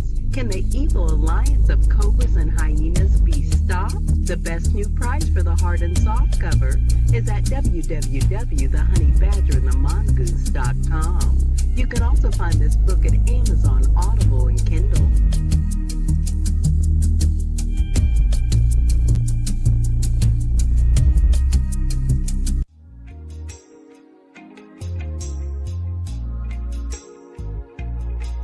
Order yours today to experience all the benefits of Ash Kickin' Body Butter. With skin so smooth and soft, you'll thank us for it. Shop Ash Kickin' online. That's ASHKICKIN.com.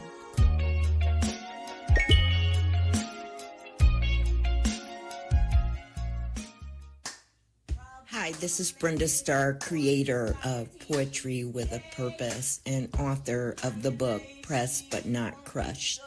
Press But Not Crush is an anthology of political poems that address current and historical issues in American descendants of slave population and African American population. The book describes slaveries and its residuals, Jim Crow segregation, social depredation, and other relevant issues to American descendants of slaves and African Americans, including the current political climate that does not address our issues.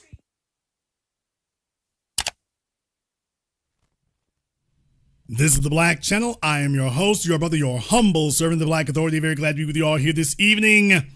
And the link to the Zoom is now open. You are more than welcome to join us. Tonight's program is a great retrospective here. Joy Reid implodes on the Piers Morgan program, saying the quiet part out loud, being shown up all over the damn place. It went terrible. It went awful. It was disastrous. She went viral for all the wrong damn reasons. This is absolutely not what you want to occur. But it was brilliant here because after all these years, she had to finally go ahead and break down and say the quiet part out loud and tell the damn truth. She did not want to have to do that. But as I've always told you all, if you want to know what a black person really thinks, let a white person ask them. Let a white person ask the questions and you will find out exactly everything that you would like to know. For those of you who are joining us late here or whatever the case may be, I want to go ahead and show you that Joy Reid was on Piers Morgan program and she went ahead and let you know that she is immigrant first. More black Americans voted for Trump Google this time than last time. It was the same. And by the way, this is the other challenge. There is a phenomenon, and my family are immigrants. And there is a phenomenon among immigrants of slamming the door behind themselves. And by the way, more Latinas, women in the Latino community voted for Harris. But there is a phenomenon. If you talk to people who actually are in the community and study this and spend a lot of time on it, journalists who've studied it, there are a lot of Latinos who want so badly to identify with Americanness that they identify against fellow immigrants. That is not a new thing. No, but maybe they weren't identifying. Maybe they weren't identifying. But yeah, there she is. She let you know she's immigrant first. Well, my family's immigrants. Okay, she let you know this is where, and there's a problem with immigrants slamming the door behind themselves. So let me go ahead and speak on that for a moment here. I've let you all know. Jason refers to that as backstabbing cultures. I've referred to this now for years that one of the issues when we talk about being on code, they have an issue being on code because the white establishment brings them over here because they realize that they're dealing with folks who are devotees to backstabbing cultures. I got mine, damn the rest of you. So when they come among us and we start talking about brothers and sisters, they like, man, damn them niggas. They ain't my brothers and sisters. I'm looking out for me. If I can get White Zaddy to pull me up, damn the rest of y'all. I'm good. So they will watch the entire island of Hispaniola sink into the sea. So long as Karine Jean-Pierre is good, that's it. They give lip service to quote unquote the home country, but they are not on code. So when they hear us talking as a collective, the white establishment knows that these folks are dependable to speak against that. Because truth be told, they only identify as, quote, immigrants when convenient. Otherwise, they start undermining each other. Damn. The problem becomes, by the way, when I talk about backstabbing cultures, the undermining doesn't actually begin with us. The undermining begins at home. They bring them over here because they know that they are dependable for that undermining behavior. They set them amongst us and they start undermining us, but even when they're with themselves, they start undermining each other. So Joy is sitting up here lamenting the backstabbing culture, which we have been decrying all this time and reminding people, by the way, they're not even on code for the undermining thing. Even for that undermining agenda, they're not even on code for that. Problematic. Let me go ahead and jump over here on Zoom right quick. Let me go ahead and get over here on Zoom. We're going to see if we can get Onan up here on Zoom. Onan, wake up over there. All right, what's on your mind, Onan? Brother Jason, such a wonderful night. I'm going to keep it short and sweet. People like Joy Reid, she's simply just a tool just to be used by white supremacy. And as Professor Black Truth always says, once white supremacy is done with its tools, it breaks its tools. She was dismissed by MSNBC. And now that she's gotten on the platform and got into the interview with, what's the gentleman's name? What's his name again? The British guy? Piers Morgan. Piers Morgan, yeah. And, he calls her out on the statements that she's made, and she's not able to back it up. She does all this hemming and hawing about, literature that really should not be introduced to anybody, but especially kids. Like you said before, that should just be a flat out no as to whether whether you should have literature in libraries that's talking about dildos. For her to answer the way that she did, that, essentially he's just cherry picking out of a multitude of subjects that are apparently in the book, when it really doesn't matter. At the end of the day, I'm glad that people like you are calling her out because she's just a tool. And she reminds me almost like a Judas goat. With the Judas goat, they're essentially treated better by their masters.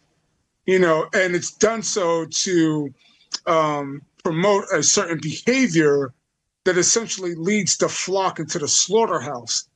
And unwittingly, that's what Joy Reid is. She's just a Judas goat who ostensibly represents the interests of foundational Black Americans, when in fact, she's just out there for herself. And I don't respect anything about it. These are dependable people. They know who they're dealing with. They don't grab people who are unknown quantities. They've had them for years now and decades. They know what they're dealing with. And that's why that's critical that we recognize what we're dealing with in them. Right. She was there, not for years, but she was there for years. They paid her millions of dollars. Millions of dollars. And what you're finding out is that, by the way, it doesn't seem to have had anything to do with talent or ability. It certainly wasn't that. So what was the real value that she brought to them? Because we know it wasn't competence or talent or ability. So what was the real thing? And do you realize the pipeline is still going? They got plenty more. Now, the good news is they can't really afford to pay them anymore. And if they come up to the internet space, it doesn't work over here because now you're on our turf. She's the newcomer here, baby. You're on our turf now. That inauthentic garbage they gave you over there, that don't fly. You're on our turf. All you're going to be talking to is the same old whacked out audience you had over there, and they don't move no weight over here. So it's just going to be a rough ride for her. But she wasn't expecting anything like that to happen, so her debut went disastrously bad. And she doesn't have a corporate apparatus to defend her anymore. So from here on in, it just gets terrible because people don't have the appetite for the Obama ass kissing that they did before. And they don't have an appetite for this Jeffrey Epstein acolyte stuff that she's pulling. She's going to find out that doesn't fly over here either. I'll let you have the last word. Yeah, and it shouldn't. It shouldn't. People like you and Professor Black Truth and Tariq Nasheed have essentially insulated the foundational Black community. And, you have served as a red herring as the avant-garde media. And you have called out what essentially is treason. These ostensibly foundational Black Americans who are here to support and represent the interest of the group, when in actuality they just represent themselves, and they only extol their Blackness when convenient or when they see a financial benefit towards it. They don't stand on principle, and they're willing to push any ideology put in front of them so long as it lines their pockets, even at the detriment of our own community. And that's why I think it's so important that we delineate. That's why I'm very glad that the term foundational Black American has come into the popular lexicon because it establishes our place not only in the society, but it represents our culture and our interest. And it necessarily segregates us from the rest of the Black population in this country who are simply just coming here to do what they can in order to benefit either themselves or their specific ethnic group, which is non-foundational Black Americans. But I'll land my plane there. So be warm, my brother. Thank you very much for giving us a call tonight. We appreciate that. Yeah, they were not counting on that. That was not the part that was supposed to happen. Now, I want to explain something else here. Joy Reid is going to find that the internet, she's going to run into the same problem that Tiffany Cross and Angela Rye and the rest of the crew ran into. She's going to run into that. She's going to run into that because she doesn't have anything. She doesn't have the ability to offer any favors. Pause. She doesn't have the ability to offer any favors to them. It doesn't work that way. It's not going to be able to work that way for her. She's going to sit up here and try to get these folks to go along with it. And when she was on cable TV, she had the ability to get folks on TV.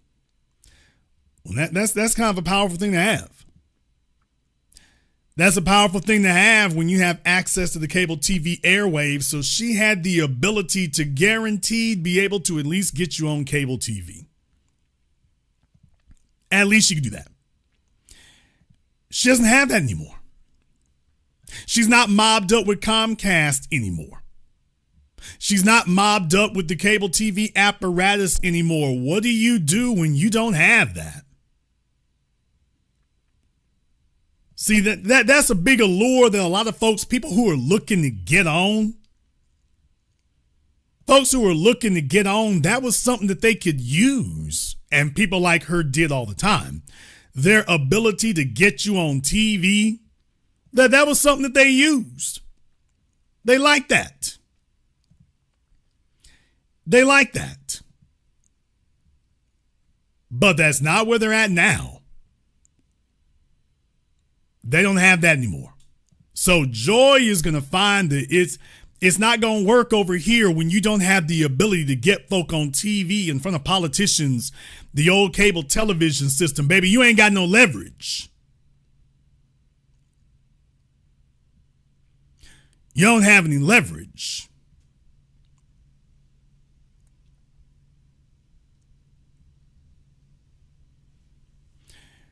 You know what? I'm not going to let this go. No, because Joy lied. Let me go back up here. I'm not going to let this go. No, I am not going to let this go. Let me jump back over here. Before I get to the folks on Zoom, I'm going to get to y'all. Hold on for just a minute over there on Zoom. Let me go back and address this right quick. Yeah, because I want to make sure that y'all understand that I'm not making this up as I go along. Pierce was taking her to task about all that homophobic stuff she was saying and whatnot. And I'm like, when you take a look at it, it's like, Pierce, oh boy, this is going to be a tough hill to climb. But somehow Pierce made it up there. Why is she so angry? Why is she so salty on her video? Maybe because she was saying this to Pierce. Most straight people cringe at the sight of two men kissing. Another blog between 2007 and 2009, one of which said, most straight people cringe at the sight of two men kissing. Another said, I don't want to watch the two male characters in Brokeback Mountain. You were talking about having sex. Does that make me homophobic? Probably. You referred to the then Florida governor as Miss Charlie and featured the tag gay politicians. Now, you said at the time when all this emerged, I genuinely don't believe I wrote those hateful things because they're completely alien to me. I hired cybersecurity experts to see if somebody manipulated my words on my former blog. What? Oh, please. Yeah, that's literally what she said. She said all that on her blog, and I don't really believe I said that. As a matter of fact, I've hired some cybersecurity experts to look into that because I don't believe I really said that. That's literally what she said when that was brought up. She literally said this. Charlie, and featured the tag gay politicians. Now, you said at the time when all this emerged, I genuinely don't believe I wrote those hateful things because they're completely alien to me. I hired cybersecurity experts to see if somebody manipulated my words or my former blog. And the reality is they've not been able to prove it. Now you're not at MSNBC. Now you're on your own, doing your own thing, and you don't have to worry about repercussions and stuff. Are you prepared to finally come clean and just admit that was your blog and you did say those things? You know, Piers, I might have known that you would use this opportunity and interview and that this was your purpose, right? This is your purpose. And that's fine. This is your show and you can do whatever you like. You know, I could sit here and go on and fight with you about your strange, weird obsession with Meghan Markle, but I won't do that because that would be rude. But what I will say is, if you want to. We can do that as well. Sure. But the point being that I was very open with my employer at the time about what happened with that old site, which I stopped writing in, you know, before I even came back into the NBC family. And what I have not really talked about publicly, but what I can tell you is that I had a very legitimate reason for being concerned about it because I was also on the radio at that time. And the things that I was literally talking about on the radio were quite the opposite of the things that were in that site. That is the reason that we began investigating what was going on with that site. Oh, please. Oh, please. So I wanted to make sure we went over that right there to let y'all know that even when directly questioned to this day, she refuses to own her words. She still will not say, I said that. She just says, I apologize for what was on my blog, as if it spontaneously just sprung up from the earth like Nimrod and appeared there on its own. She still will not say, I said that. I apologize for what I said. She still claims that I apologize for whatever it was that was on my blog, not I apologize for what I said. And what I submit to you is that if you have somebody who is this cowardly, this dishonest, this despicable, and this shameless of an embarrassing liar that she won't even own up to something that you're going to tell a lie, this embarrassing, you can't be depended on to defend your own damn words or to at least stand by what you did, that you insult our intelligence and our maturity by saying this nonsense. This is the embarrassing part right here. This is the embarrassing part. And there was also someone who I do not know, who I still do not know, who had login access to my site for years. Nigga, what? Oh, please. Oh, please. Nigga, what? No, folks, you heard that somebody that I don't know had access to my site, people. This reminds you of some of the excuses that you hear either from cheaters or females who got the fella finally wised up and got a DNA test. This reminds you of the stuff you hear on cheaters or when the dude finally wised up and decided, you know what? That little light-skinned kid, I look like Shaquille O'Neal. This little light-skinned kid, baby, I think we need to get a DNA test. We really need to get a DNA test now. That's what she sounds like talking like this. I was also on the radio at that time. And the things that I was literally talking about on the radio were quite the opposite of the things that were in that site. That is the reason that we began investigating what was going on with that site. And there was also someone who I do not know, who I still do not know, who had login access to my site for years that we did not even discover because I hadn't looked at the site for years. I don't know who that is. I don't know why they had access to the site, but had I not been open about that, I would have been definitely fired or there would have been some repercussions. I was open with my company about that. I've been very open. Everyone who knows me knows about it. And so if you want to argue with me about an old blog site, that's fine. And I'll take I just asked you if you did write it. And hold on. And I'm willing to take responsibility for anything that was on that site. Did you say them? For you, Did you say those things? Wait. Not to my, listen, what I'm going to say Joy. is very simply You said this. them. What I'm going to say is very simply you said this, them. Piers. You know you did. The point that you're attempting to You make just spun now, me an absolute load of old flannel. The reason that you are trying to go here is that you're trying to defend the idea that. So Pierce basically was doing victory laps on his own damn show. Come on, you know you said it. Lying like an old flannel. Come on, just admit it. The man's doing victory laps. All I can say is it's not surprising to see how he, was on The Apprentice. It's not surprising to see how he did that. So, and it's not surprising to see why Joy wasn't. This is a very clear contrast between a competent professional and an incompetent buffoon. So all I can say is that the undermining class of individuals out there, if this is the best you got, it's going to be a rough ride, guys. Let me go ahead and jump over here and see if I can get iPhone up here on Zoom. We're trying to here. Okay, iPhone. What is your name? Jason. Okay, you're kind of blurry there, brother. What's your name? Hold on. Jason. Yes, sir. You're on. What is your name? Yeah, this my name Jimmy. Okay, brother, it sounds like you are calling me from the bottom of a Coke can. So I don't know what the microphone situation is. I don't know if you're trying to use wireless earphones or something, but. You hear me now? Okay, that's better. All right, what's your name? My name Jimmy. All right, Jimmy, what's on your mind? Yeah, man, I'm just wondering, why the Democrats, because it's, crazy to me how they keep pushing this rainbow agenda.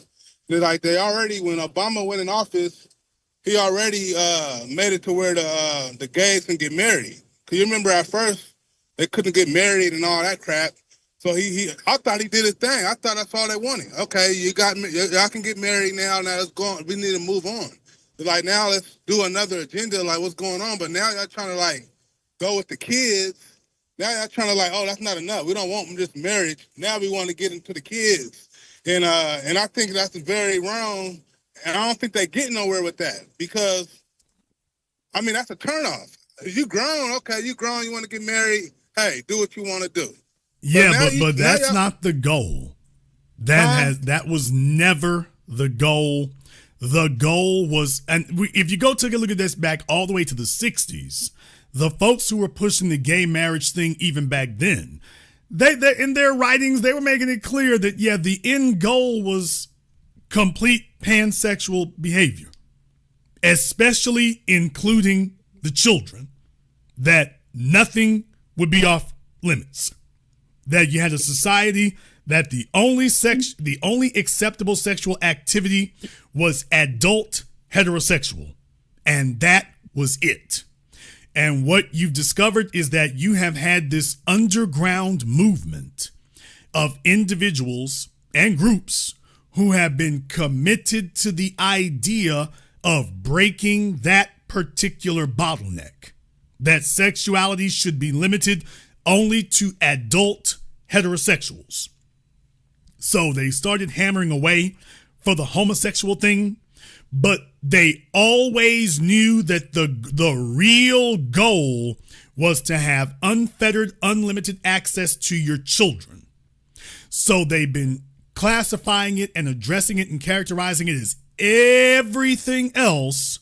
And then now that they're trying to normalize access to your children, they're claiming that they have perfectly legitimate, perfectly innocent reasons for wanting grown men to be in the presence of your children alone outside of your presence. They want access to the bathrooms your children are in and telling you that there's something wrong with you if you have a problem with that.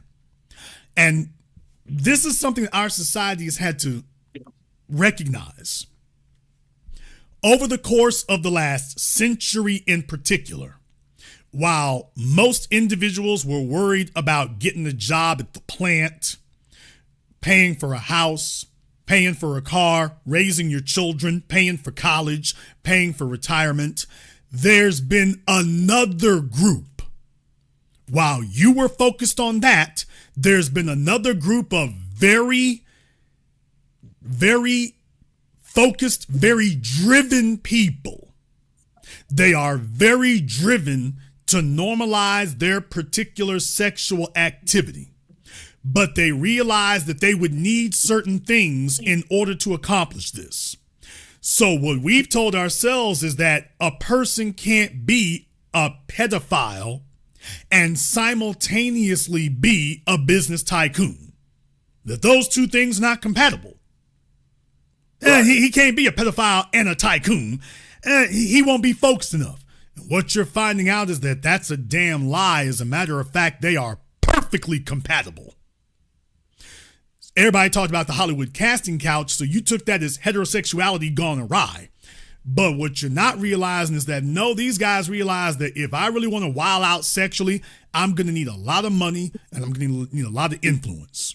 And you just never figured that they were willing to dedicate their lives to amassing a lot of money and a lot of influence so they could finally get this sexual deviance thing to kick off. And it took them a while. So what they've been doing is they've been worming their way into society in areas where most of the population wasn't. Most of the population was not involved in Hollywood. Most of the population was not involved in television. Most of the population was not involved in journalism. So these national broadcasting, national communication apparatuses that are one-way conversations, they're not two-way conversations. When you go to a movie, that's a one-way conversation. They talk to you, you don't get to talk back except to just with your dollars just not to show up. But otherwise, that's a one-way conversation. The television shows, that's a one-way conversation. Newspaper, that's a one-way conversation. So what they did was these groups of deviant individuals started moving as a culture. And when you hear about the Skull and Bones Society and all these groups like that, you realize there's a lot of them out there. And this is part of their culture, and this is one of the principles of their movement. Unfettered, total pansexual access to anything and everything, that there will be no limits. So when they talk about power, they don't just mean financial power, social power, sexual power. They can do whatever they want, whenever they want, however they want, with no limits. And you being hung up and stuck up on this adult heterosexual thing, that is the ultimate obstacle to their ultimate goal.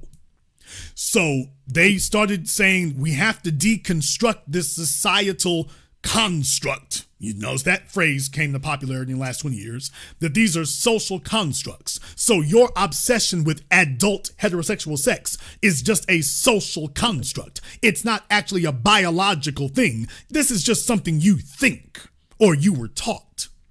But they know that's not going to fly at your house. So they had to come up with ways of circumventing you and your house. So they went into the media. That was critical. Then they also said, you know what? We also need to be in academia. We need to be in education. So next thing you know, they started infiltrating the school system, and they really liked that because that gave them direct access to your children. And they have been on a generations-long jihad, just like the Sith in Star Wars. I mean, it's literally that. They went underground and they have been on a generations-long jihad to slowly but surely deconstruct and undermine you from the inside. And then you looked up one day and realized, I'll be damned. The school system, the colleges, television, movies, music, politics, it is absolutely infested now with these sexual deviants that we thought they were just a fringe movement, but they have gotten together and organized and metastasized. And now, with the explosion behind the Jeffrey Epstein cover-up that's now been done in front of the whole damn world, now the cover is off and you realize just how deep and how long the tentacles are now. They're everywhere, including the people who run for office telling you that they're against it. They're on the team too. So like Samuel L. Jackson said in Star Wars, Man, they own all of it. Okay.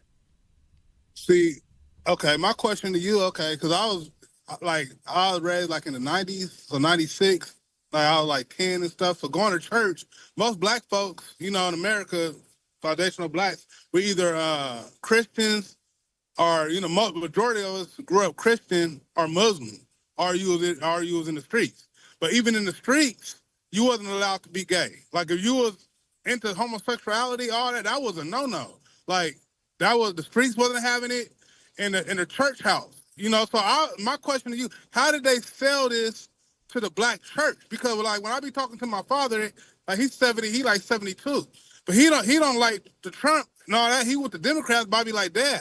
But he in the church. I'd be like, you agree with the Democrats and what they do? He be like, oh no, I don't agree with none of that. I don't agree with none of that. But like, why is y'all steady going Democrat? And that's against the God. That's supposed to be against the Bible. But y'all supposed to be Christians all your life, but y'all still voting. I wonder how the Democrats did that. Well, it's because the black clergy for the better part of the last century has been a major avenue that the political structure has used to manipulate black society. So we can go all the way back to Margaret Sanger and whatnot. They have always targeted the black church because that's where we gathered at. And they've been steady at work to figure out, how do we use this? How do we corrupt it? How do we manipulate it slowly to get that to occur? The other thing is, these other folks think in terms of decades and centuries, not months and years. That's another thing that caught us off guard. We thought if they're going to make that move, they're going to have to do it over the course of years. And that's not it. They're like, we got a 50-year plan, a 100-year plan. They're willing to be patient to watch your resolve to fight wither on the vine. And this is how you look up one day, and what we're having to realize is that we are willing to accept that you have a white supremacist government, even though most of American society is still trying to be in denial of that. You and I are willing to accept that. Are you also willing to accept it that government is also sexual deviant? That your media isn't just, when we say perverts, that goes to pedophiles and sexual deviants too.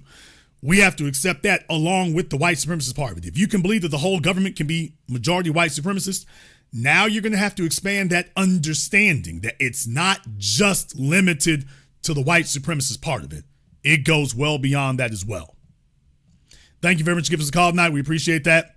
Let me go ahead and see if I can get Yusuf up here on Zoom. Let me get Yusuf up here on Zoom right quick here. We'll give you another moment here. Yusuf, if you're up here on Zoom, make sure you have everything turned on for me here. I can give you 5 more seconds, and then we got to move on here, Yusuf. Make sure you have your camera and microphone turned on for me. For everybody who's on Zoom, make sure you have your camera and your microphone turned on for us here, just so we don't have any troll issues. Yusuf, I can give you 2 more seconds, and then we're going to have to move on. All right, Yusuf, what's on your mind? Yeah, I was looking at the Joy Reid symbolism, what she really symbolizes. And for what I can see, she really symbolized the actual speaking to the black women as a demographic. That's what I saw her as, a mouthpiece for black women in general. She was they were hoping she would be. That never took off. It never worked. What do you mean never took off? Joy Reid, show me what, no, it's not about how does she represent them. Show me what part of her, show me what segment of black women is really like, yeah, I'm really a Joy Reid person. Where is that?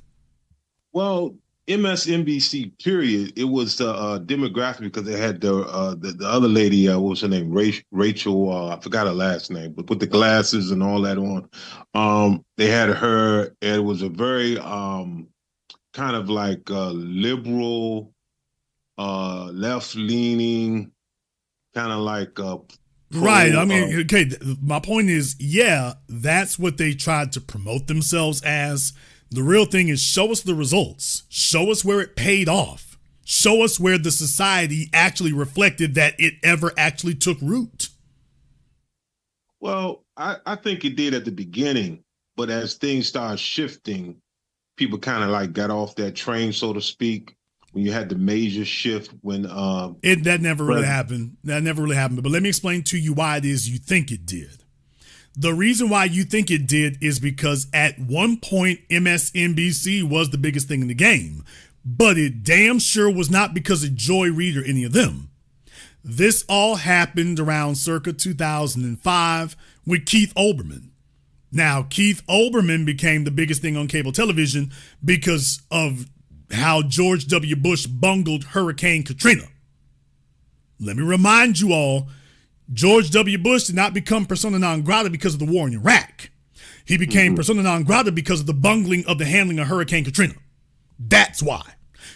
Keith Olbermann's first special comment, which what would become special comment, was about the bungling in New Orleans of Hurricane Katrina. It was after that, right after that took off so big and that hit so well and that resonated with so many people that it then became permissible to talk against George W. Bush openly. That was when it migrated from just criticizing about Hurricane Katrina to then criticizing about the war in Iraq. Now, this was after George W. Bush had been reelected. This is in his second term, but it was finally permissible and acceptable in the popular consciousness to speak against George W. Bush and the Republicans openly, saying Iraq was no longer defense. We got to all be patriotic. The wall broke in New Orleans, pardon the expression, and then the floodgates opened to finally criticize him across the board. That's when MSNBC rises to power. That's when Keith Olbermann brings in Rachel Maddow. Rachel Maddow had been over there on Air America Radio with Randy and Ed Schultz and with Randy Rhodes and Ed Schultz. She had been over there on Air America Radio. Randy Rhodes was a little bit, just a brief reminder, Randy Rhodes was a little bit salty because it was very clear that they were looking for somebody to bring over there to MSNBC. Randy was the biggest name on Air America. She figured it would be her, but she had run afoul of the Clintons. And so Keith grabbed Rachel Maddow and overlooked Randy and brought in Rachel Maddow, which Rachel, very smart, Rhodes Scholar, so on and so forth. And that was how that's how Rachel Maddow makes it to MSNBC. So that starts the genesis there. So when you speak about Rachel Maddow, that's how Rachel got there. Keith Olbermann brought MSNBC to prominence by counter-programming. He brings in Rachel Maddow. He also, I think, brought in Chris Hayes and some other folk there. That's what starts them trying to expand their roster of talent. Now, you'll remember before that, we had Melissa Harris Perry. Yes. Now I remember her. I'm about to say, I know it's been years now. It's been decades. It hasn't been years, y'all. Yes. It's been decades now. So I'm walking y'all through this person by person so that you actually see the chronology of what really happened to refresh your memories. Well, remember, it was first, they brought in Reverend Al, but first it was Melissa Harris Perry. Now, that was supposed to be the one. She's this professor, and she's all progressive and LGBT'd up and everything. So it was supposed to be her. Melissa never really took off either. So they were really trying to figure out who it was who could carry that, because they brought in Rachel and she did just fine. They were trying to find a black female, black-ish female, and it really didn't work. So they were searching around. But remember, by this time now, Barack Obama is president. Follow me. Exactly. Barack Obama becomes president. So now there's a shift in news. All of your TV networks, all of a sudden, there's a race to hire black talent. So Melissa Harris Perry is a beneficiary of that change. You have a so-called black president, and all of a sudden, the networks take a look at their rosters and realize, I'll be damned, we got number white folk working for us. So now, all of a sudden, you see them hiring all these black faces. Here comes Tamron Hall. All of a sudden, they start raising folk up. Here comes Lester Holt. so on and so forth. So we go from Keith Olbermann criticizing George W. Bush, 2005. He starts criticizing him straight through 2008. Barack Obama is elected in 2008. Rachel Maddow was there, but they want to get more black faces because now you have a black president. It's not enough to just have a woman. So now we're bringing other folk into it. Joy Reid shows up, I think, after Goldie Taylor, I want to say. So if there was Melissa Harris Perry, there was Goldie Taylor. There was a number of black women who were there. Yes, but, so she shows up later. Right. Can I interject just a few seconds? Now, Melissa Harris Perry, she was a foundational black American. I think she was out of Louisiana. Am I correct? Oh, she's a light-skinned chick there, but go ahead. Yeah, but she was a foundational black American. No, she was a mixed chick, but go ahead. Yeah, she was a mixed foundational black American. Biracial, but go ahead. Right. Well, biracial, foundational black American versus Roy Reid. She was not. And so it aligned with that genetic disposition of President Barack Obama as well. And that's when they was recruiting a lot of non-FBAs as well. That was a very interesting parallel because at the same time, Melissa Perry Harris, she had made some criticism of that conservative, one of those conservative people, and she apologized, came on the air crying, everything, and that was her downfall. That was not her downfall. She just didn't have the ratings. She never took off. That's my whole point. They didn't have anybody who really did that. Yes, they had aspirations that would occur, but it never really happened. Tamron Hall never really got tapped in. Melissa Harris Perry never really got tapped in. Goldie Taylor never really got tapped in. Joy Reid was the horse, pardon the expression, that they ran with. Did she make more inroads than the rest did? Sure. But what she did not do was resonate in the popular consciousness. It's clear that was their intent. But her even being there she was the last beneficiary, if you'll remember, from that push to bring in black faces. Right before Obama left office, remember they had that purge. Out goes Melissa Harris Perry, Tamron Hall. They started purging them left and right. You just witnessed this happen again last year. So Alex Wagner, Joy Reid. So that goes in cycles. So Joy got held over before because they were actually talking about that blog thing before. She thought she was going to get fired and she didn't. So she was a beneficiary of right before Obama left office. Everybody thought she was going to get kicked out too, and she wasn't. Amazingly enough, she got kept. So I don't remember if Jonathan Capehart got fired at that time in particular there. I'm kind of remembering it that way. But regardless of whatever, they were purging all the black folk. When Obama came into office, they brought a bunch of black folk in. When he was on his way out, so were most of them. They kept her, and that was it. Everybody else was gone from the roster at that point, except Reverend Al, who apparently has black women photos on everybody. So that's the reason. Okay, but that's the reason that she's there. Or that she was there this whole time. That's how it occurred. Not because she resonated, because she didn't. Not because she had pull among black people, much less black women, because she didn't. She was their mascot, intended to represent something, but it never actually materialized. Right. Excellent timeline. Yes, you're correct on that. Keith Olbermann, I remember him. Excellent timeline. Now, I have one more question. In terms of delineation, what do you think the situation that's currently going on now in Ghana with the Igbo king and how the Ghanaians are delineating between them and the Nigerians and having these massive protests requesting the government to kick out all the Nigerians? This is going on as more tribalism. This is more of the same. It's more tribalism. So they've been doing that. Whoever's in charge, the first thing they start doing is voting each other off the island. The white supremacists, meanwhile, are running roughshod and running the yard. So when they get together, it's more tribalism, which is exactly the thing we've been talking about all this time. Thank you very much for giving us a call tonight. We appreciate that. Let me go ahead and see if we can get Brother Elijah up here on Zoom. Brother Elijah, what's on your mind?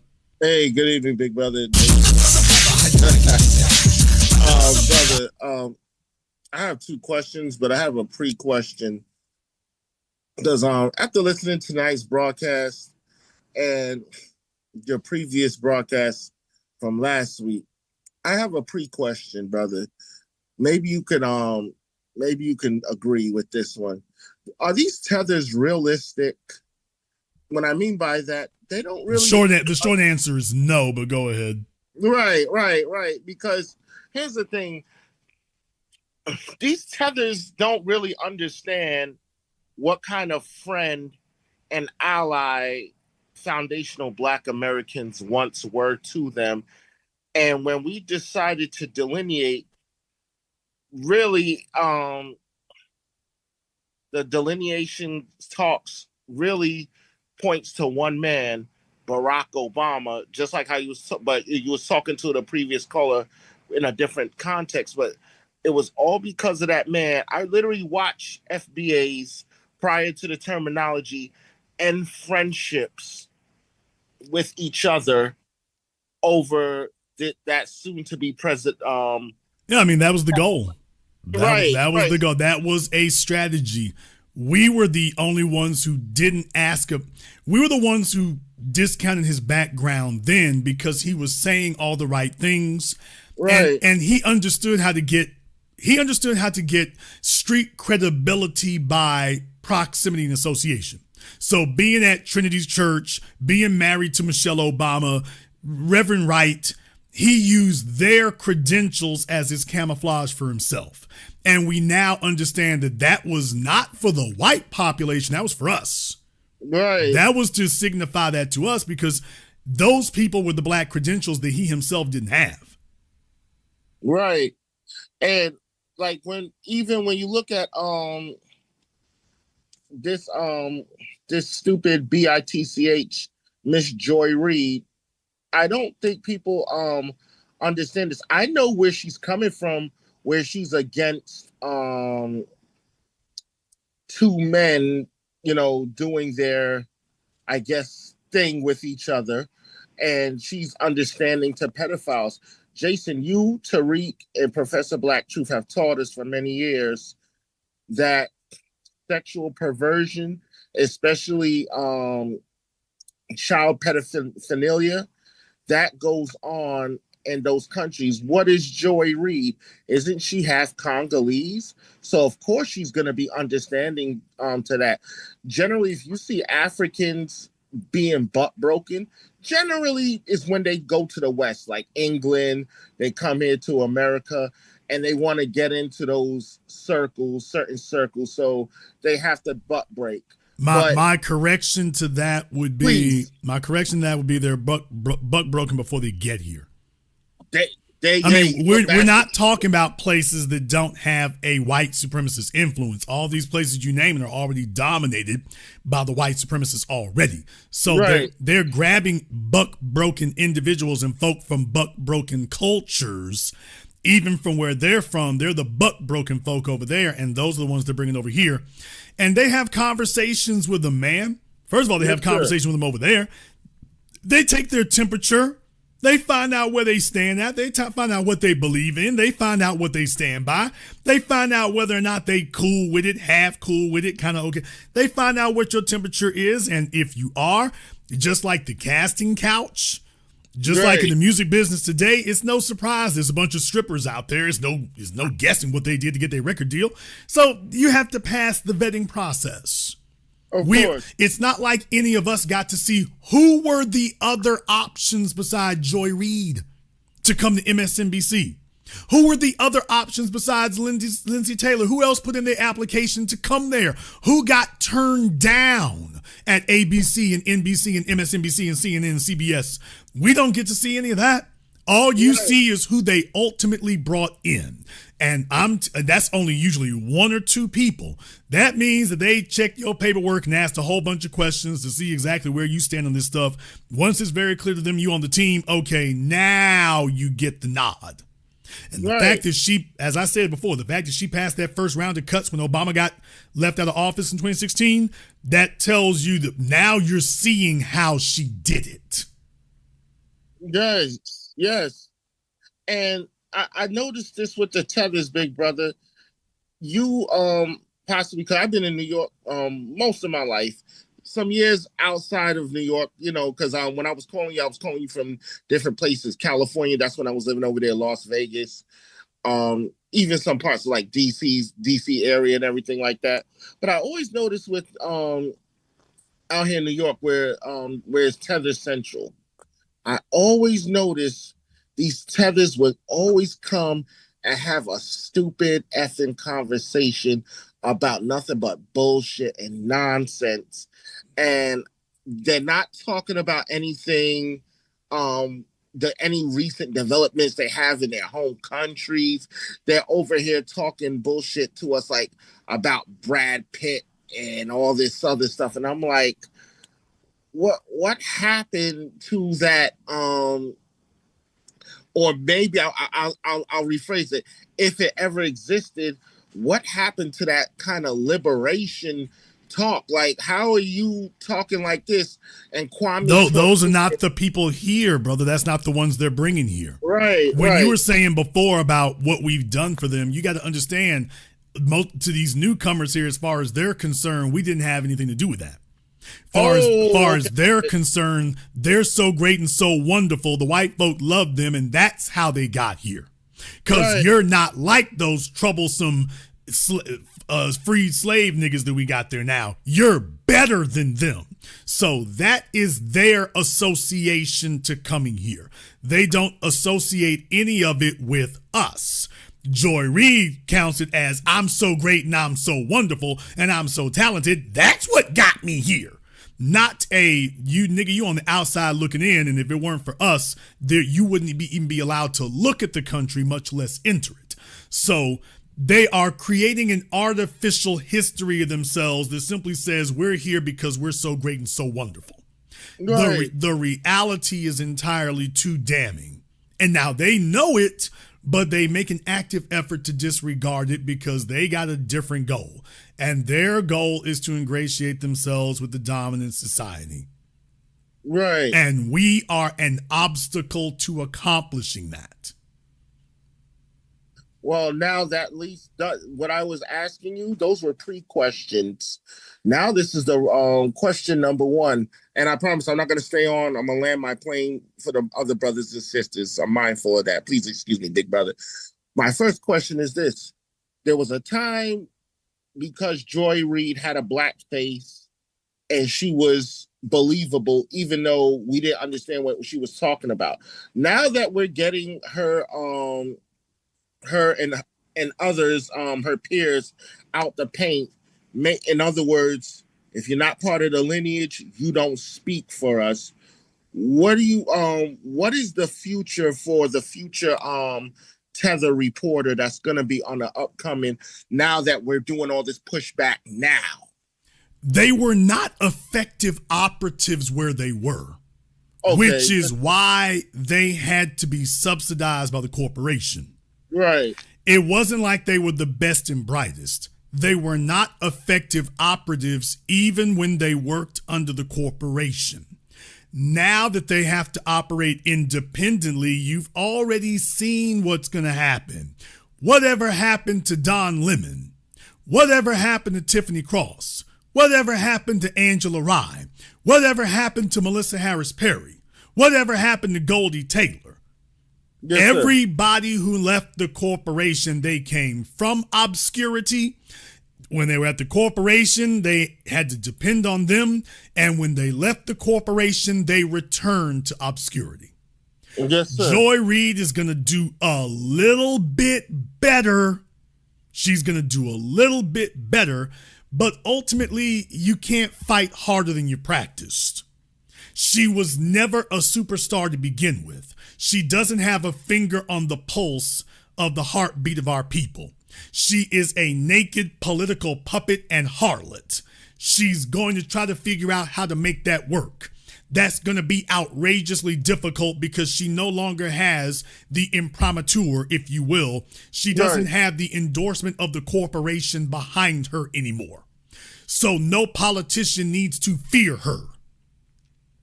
She was dependent on them then. Nobody is afraid of her, and the political class does not fear her, and she's not going to have a platform that they have to fear. Right. So she's got too many things going against her for her to be a viable threat to anyone.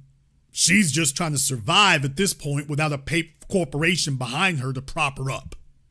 So without that, she's just going to be another weak voice out there that slowly or swiftly descends on the vine. Yes, sir. Now, Jason, what do you predict will happen? Right. Well, now she's out here in our element. And Yes, we have already set the tone for what people expect over here.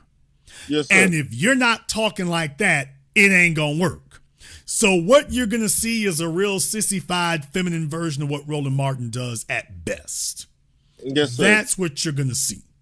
The same thing that isn't working great for him. Because here's the problem. Joy Reid is gonna want back in. This internet thing doesn't pay the way the corporation does. You see, when you work for the corporation, you're an employee, which means you get paid whatever you negotiated, whether 1 million people watch or whether 5 people watch. That's right. That gives you an incredible level of financial security. You are constantly being promoted. Your profile is constantly raised because they subsidize all of that, whether you're worth the paycheck or not. So that gives you an extraordinary degree of latitude as well as comfort. Now you got to get it out the soil on your own. You got to make it work on your own. You don't have these other entities to sell your advertising, to promote you, to get people to show up, to get folk to back you. How does she do that? So she's going to have to get the numbers on her own. She's going to have to get the response on her own. She's going to have to get folk interested on her own. She's going to have to become the place to come to on her own with no help from the corporation and their sales department, their advertising department. She got to do 100% of the work by herself. Now, this becomes challenging, especially if she starts challenging the Democrats and coming at them openly. Well, that's not going to be so great. Because you see, that's the reason why Roland Martin's on the outside looking in. Right. If you can't deliver the black vote, you're worthless and useless. Right. They're not going to support you, and you can't deliver the black vote. You can't deliver the black people.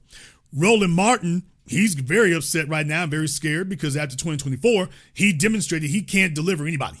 He can't put any asses in any seats. As a matter of fact, he's a liability. Joy Reid is starting all over again, and that puts you in an outrageously precarious position, because if she starts speaking against the Democrats now, you're already at the bottom of the barrel. Now you're just going to be full-blown persona non grata.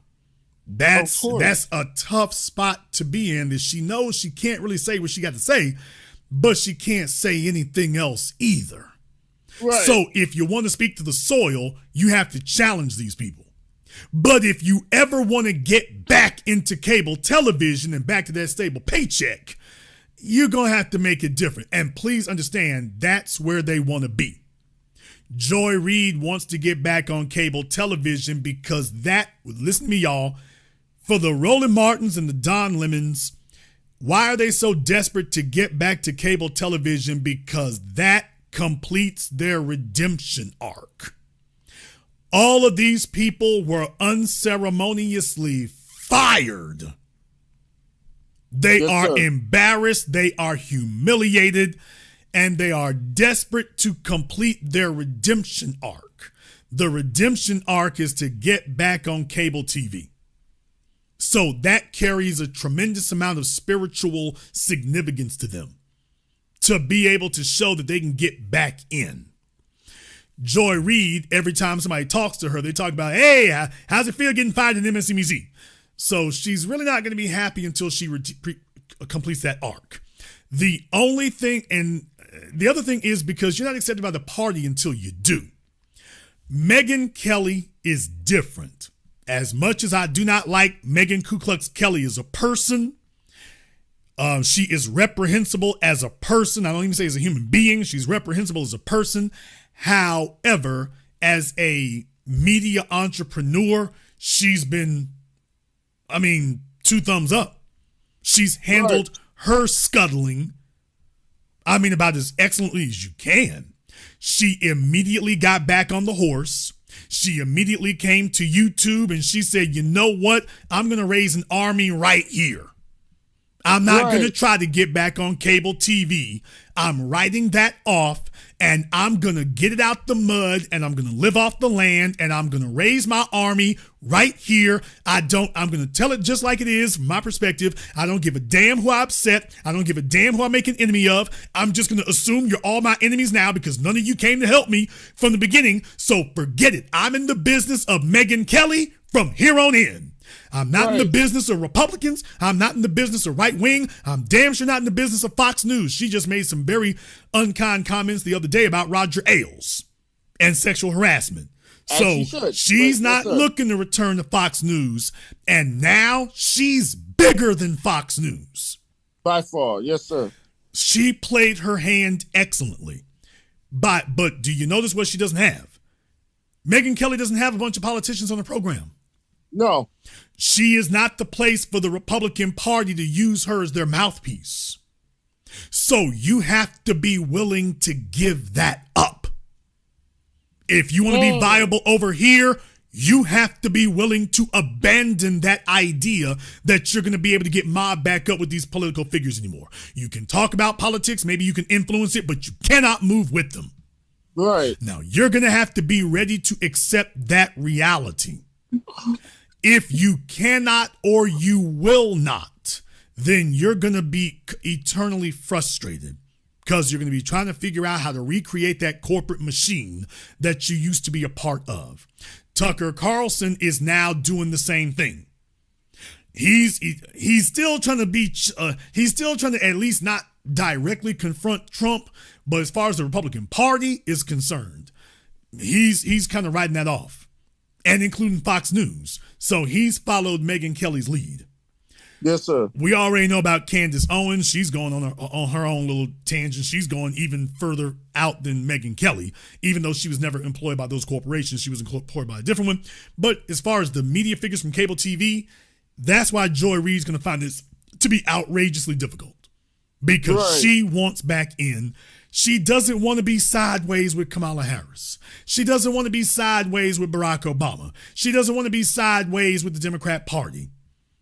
But you got to do that over here. Yes, sir. You don't get to be a mouthpiece and a puppet over here. And that's all she is a mouthpiece and a puppet.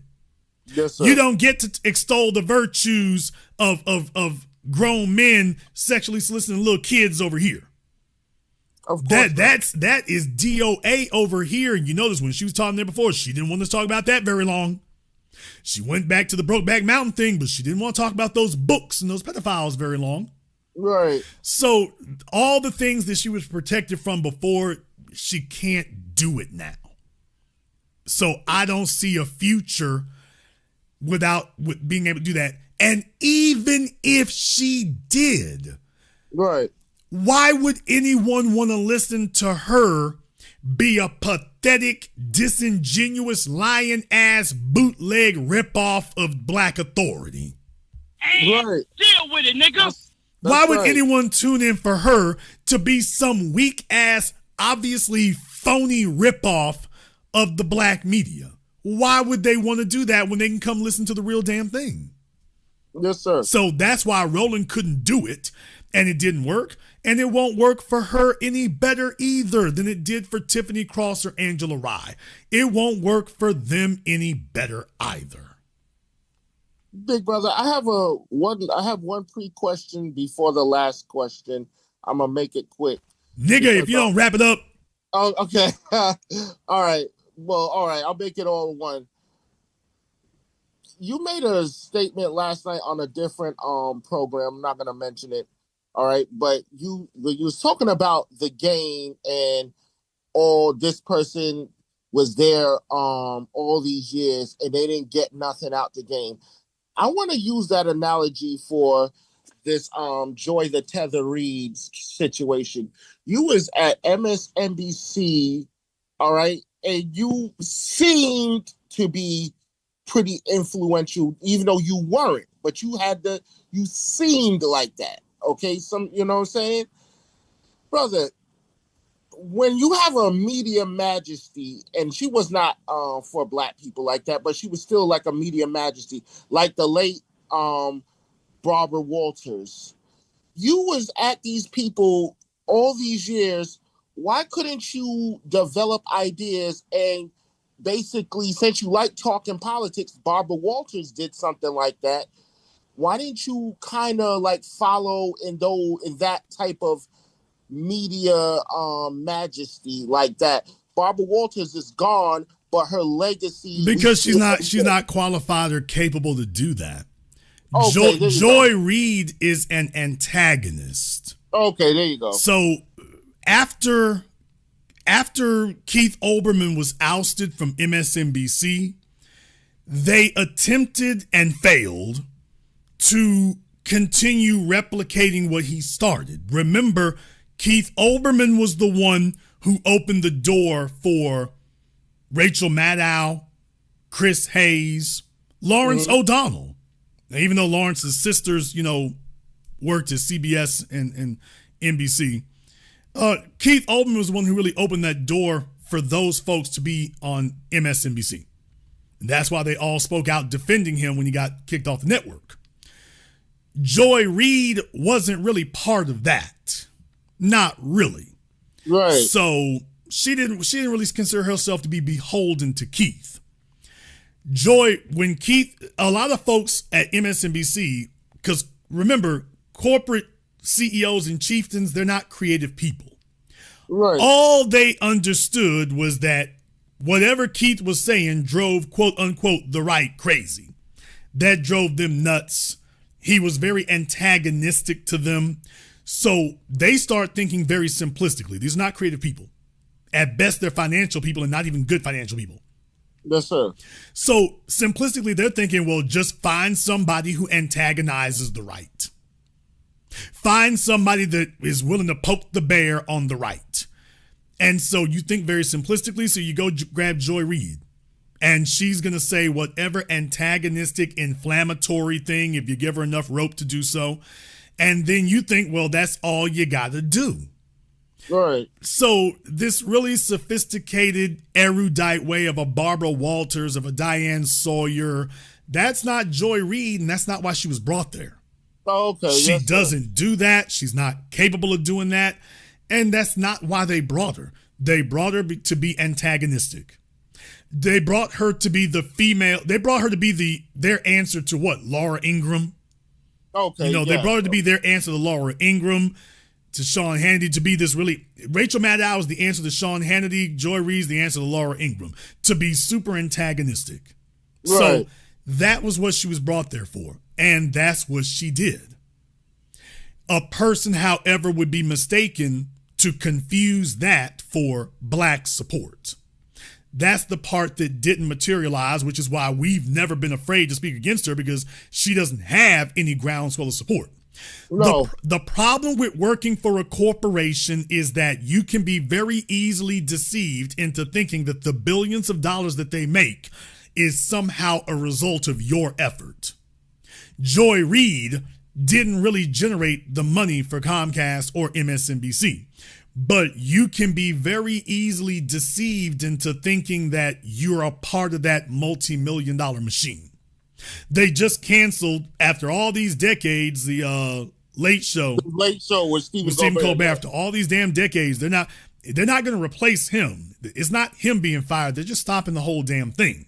The series. Okay, but that they said that show costs $100 million a year to CBS. Right. Do you understand that you being behind that desk can very easily confuse you into thinking that $100 million of expenditure must mean that you're delivering $500 million of value to the corporation, when in reality, you're being floated, and it's only when somebody finally has had enough, or they just can't do it anymore, that all of a sudden the real numbers start coming in. And then they tell you, yeah, this doesn't mathematically work anymore. So Joy Reid, when you get given a contract, it's like being a sports athlete. You're getting paid on the front end. You're not required to have a winning season first, and then we pay you. We pay you first, and then we cross our fingers and hope for a winning season.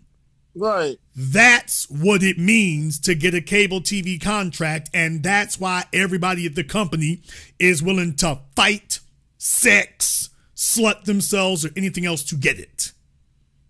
Because you're going to get that multi-million dollars up front. And you're hoping that you'll be able to float for 3 or 4 years before anybody actually asks, are you worth it? Megyn Kelly is salty today because that isn't what happened to her. Megyn Kelly did not simply get fired from NBC because of some blackface comments. She got fired because they brought her over from Fox thinking that they were going to get some of those Fox News viewers, and it never happened. She was never able to deliver that bumper crop of right-wing viewers that NBC had hoped that she would be able to do. She came over there, but the people didn't follow her, and it was a fool's errand to think that Fox News viewers were ever going to follow you to NBC. So they found out it was stupid, and that was their excuse to get rid of her. But the real reason is, baby, we thought you were going to bring the numbers, and you didn't. So we want out of this contract. And we want it out now. And this is our excuse for getting out of it. And we want out. So she was never able to do that. Ever. She was never able to do that. Joy Reid never was able to do that kind of thing. She never became the next Rachel Maddow, which is what the corporate bosses are looking for. They're looking for you to deliver that kind of impact, because even if it's unrealistic. So they're not looking for you to be the black folks anchor. Right. That's not really what they're looking for. You can give that perspective, but you can be the black folks anchor, but you better give the Rachel Maddow numbers or some semblance of it. Right. Her numbers were not awful, but at the end of the day, she had made enough enemies in the company and she had failed to make enough progress in the ratings that you could get away with that kind of stuff. You'd have to be really, really valuable to do that, and that's not what she did. So she was never the female Keith Olbermann. She is not thoughtful and poetic in that way. She was never going to be a Barbara Walters or a Keith Olbermann. Remember, Keith Olbermann was a traditional journalist. Right. Joy Reid was not. She was just one of these bomb throwers that they brought in the hopes that she can be antagonistic enough to generate ratings. Right. And she did, just not enough for the amount of trouble that she caused with the enemies she made in the company. And make no mistake, that's the reason she got gone. Of course. She made enemies in the company, and eventually your number's going to come up like it did for Tiffany Cross and like it did for the others. Your number's going to come up. And it did. Now she's just stuck over here on YouTube with nothing but a hard time and a hard road to go. Thank you very much for giving us a call tonight. You know, I'm going to get me an Elijah timer. What?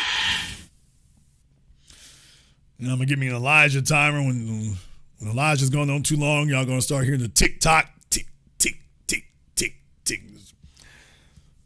Again, it's not going to be the airplane. I'm going to get an Elijah timer. Just, you know, I'll start hearing the ticking. It's like, all right, nigga, you on the clock. I got a pre-question for the preamble of the next question for the next chapter of the pre-question. Nigga, you have not been to enough screenings of my film to do that. Damn! Oh, please. You have not been to enough screenings of my films to do all that. So Joy Reid is finding out the hard damn way that fat meat is greasy. She is finding out the hard damn way that fat meat is greasy. She thought it was going to be an easy win, and it was not going to be that kind of thing. So she's been embarrassed in front of the world, and finally she's had to just say exactly what it is. And then you find out what it ain't. And this is exactly what we need.